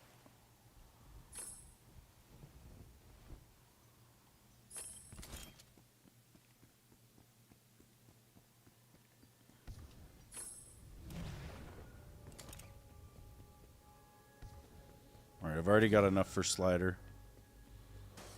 So we'll go grab it. Slider, and then all you got to do is pack-a-punch this gun, because you get 1 in the chamber with 11 in reserve when it's not packed, but you get 3 in the chamber and 90 in reserve when it is packed. This building can be a situation. Just buy your perks through the wall. Now I can freely shoot at my feet and nothing's gonna happen. Or I can slide. It's kind of like bowling almost, because you got to be accurate with your slide.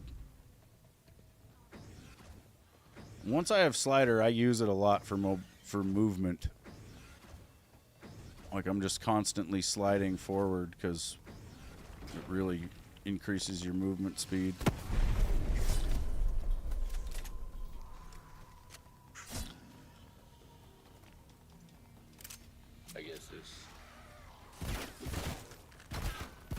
One cool thing about Cold War, I don't know how many Treyarch games are like this, but they have blueprints. So if you've used a weapon before and leveled it up, like I've leveled up these Diamatis all the way, and then I've made a blueprint for them.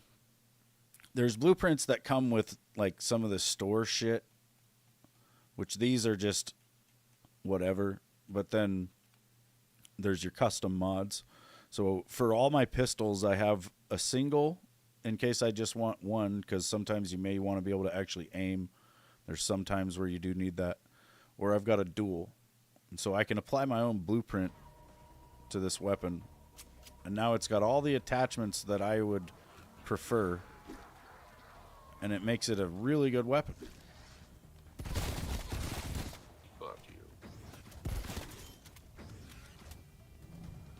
I have blueprints for every gun that I would want to use, pretty much.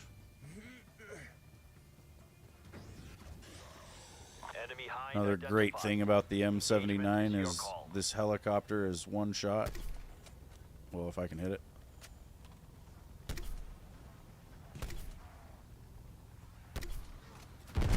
If I can hit it.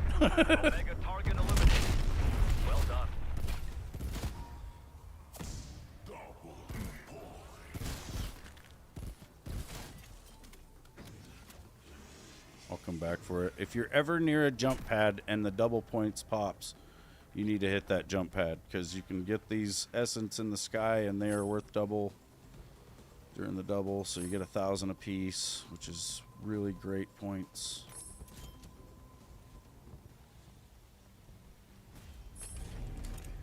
If you just follow the path of essence, you'll get a lot of them.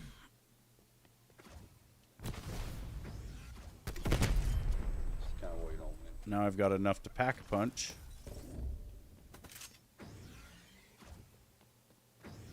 Right now, like, the fastest I can shoot this thing is, sometimes I get a follow-up shot where it doesn't use it. But it pretty much takes a minute to reload there. But when I pack a punch, it's going to be awesome.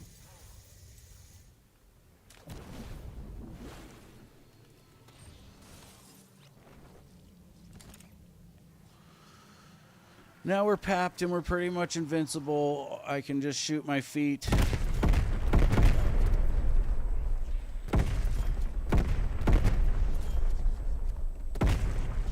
And anything that gets caught in the blast will die on this wave. Higher waves, they just get knocked down, but that whole knockdown stand-up animation stops them from being able to hit you, which basically it's like you've stun locked them because they have to get back up. And you know, elites can get through it. They'll just walk up and hit you, you know, so you do have to keep moving. But with the M79, if you just keep shooting your feet, you almost cannot die.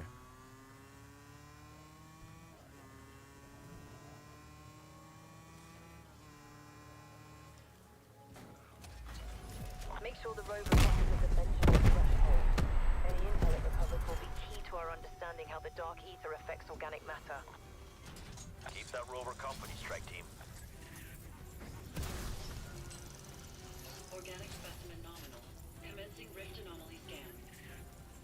Basically, it's knife only till you can afford slider, then it's slide until you can afford pack-a-punch. Then you can do whatever you want.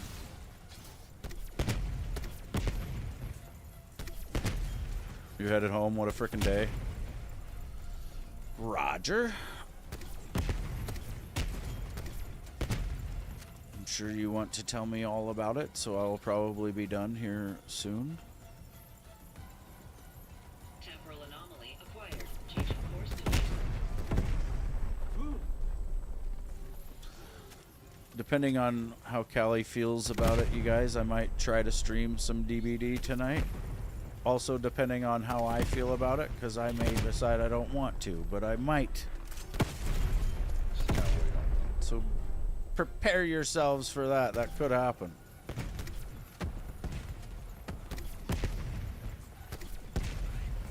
It probably won't, but you never know. Maybe not right away. beginning approach. Scanning for stable dimensional conduit.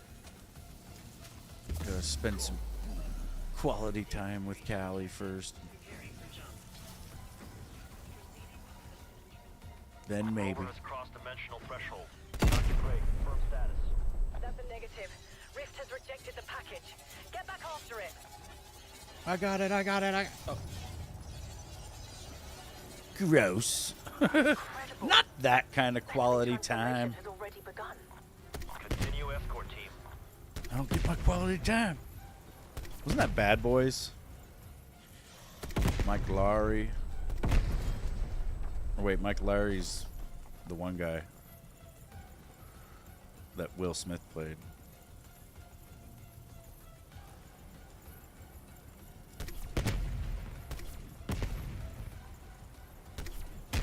You're gonna go to dinner? Good. What do you think you're gonna have? I need ideas for my dinner. Cluster scan required.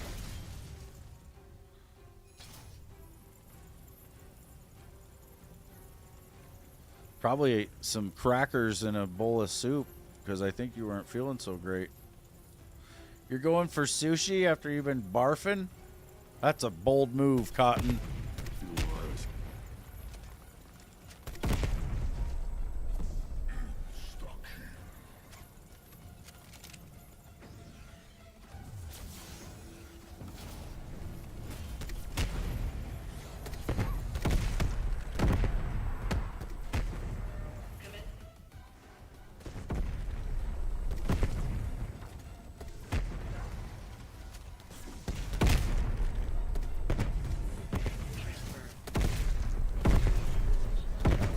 Dr. Gray, rover is through the threshold.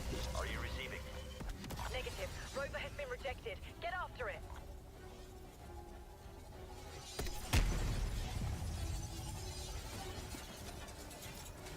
Stay on it, team. We need a viable You don't want anything cheesy? Poor Frosty. Well, hopefully it doesn't make you feel up, sick or whatever. Hopefully you have a good meal, and it is good. And it's good.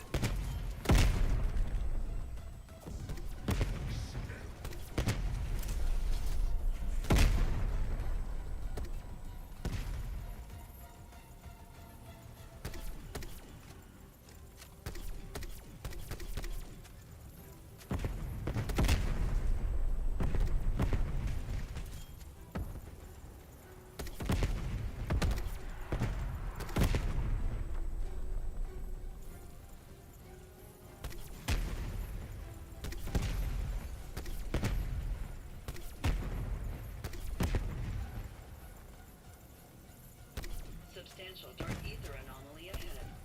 Setting intercept course. I think this is it. That breach should be the one.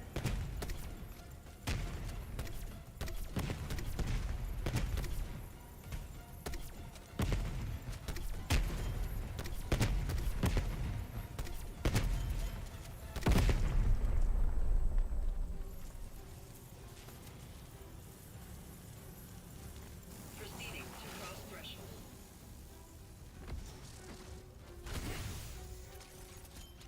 Rover has crossed the threshold. Great, do you have a signal? Confirmed. Rover has arrived in the dark ether and is transmitting.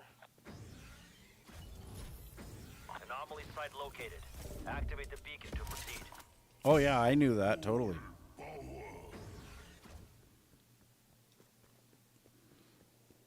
Callie likes to order her food and then bring it home because she, I think, likes to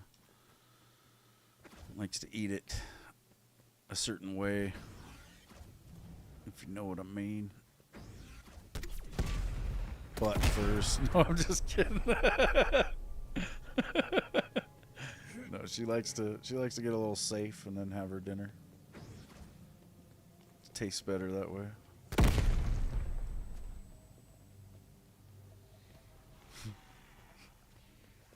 There's this one episode of South Park where they all start trying to do that, like digest or intake food and digest it in the opposite way.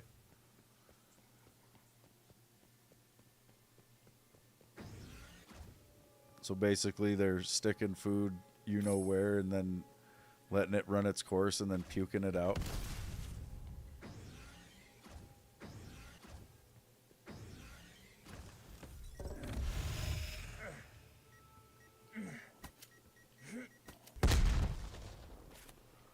Death machine ready. All right, boom. I think I did see it. I just didn't watch it yet, but I saw it come up. I figured it must have been just us playing yesterday.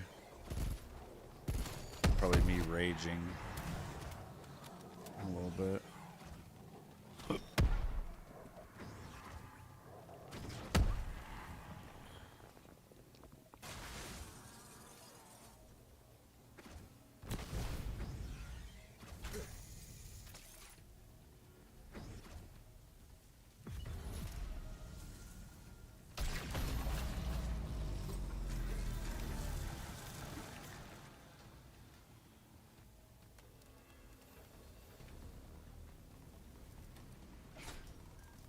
Wolf dead. There's Lone Wolf. Do you read? Chopper inbound, strike team.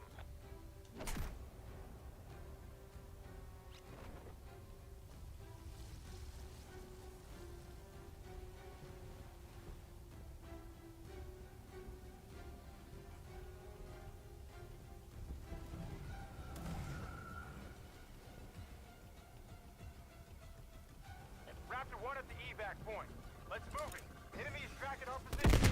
Strike team, LC is too hot for evac. Clear them out. We're clear. Proceeding with exfil. Strike team acquired. Heading back to safe airspace. Good hunting. Oh yeah. Right. Well, thanks for watching, you guys. I hope you have a good rest of your Tuesday. I think it's Tuesday. God damn. Yeah, it is. But yeah, be safe. The world is definitely getting crazy. I'm scared to even look and see what's going on. But yeah, I'll see you guys next time. Bye. See you, Frosty, Lewis, Blaze. It's good talk earlier. But yeah, take it easy, everyone. And I'll see you next time.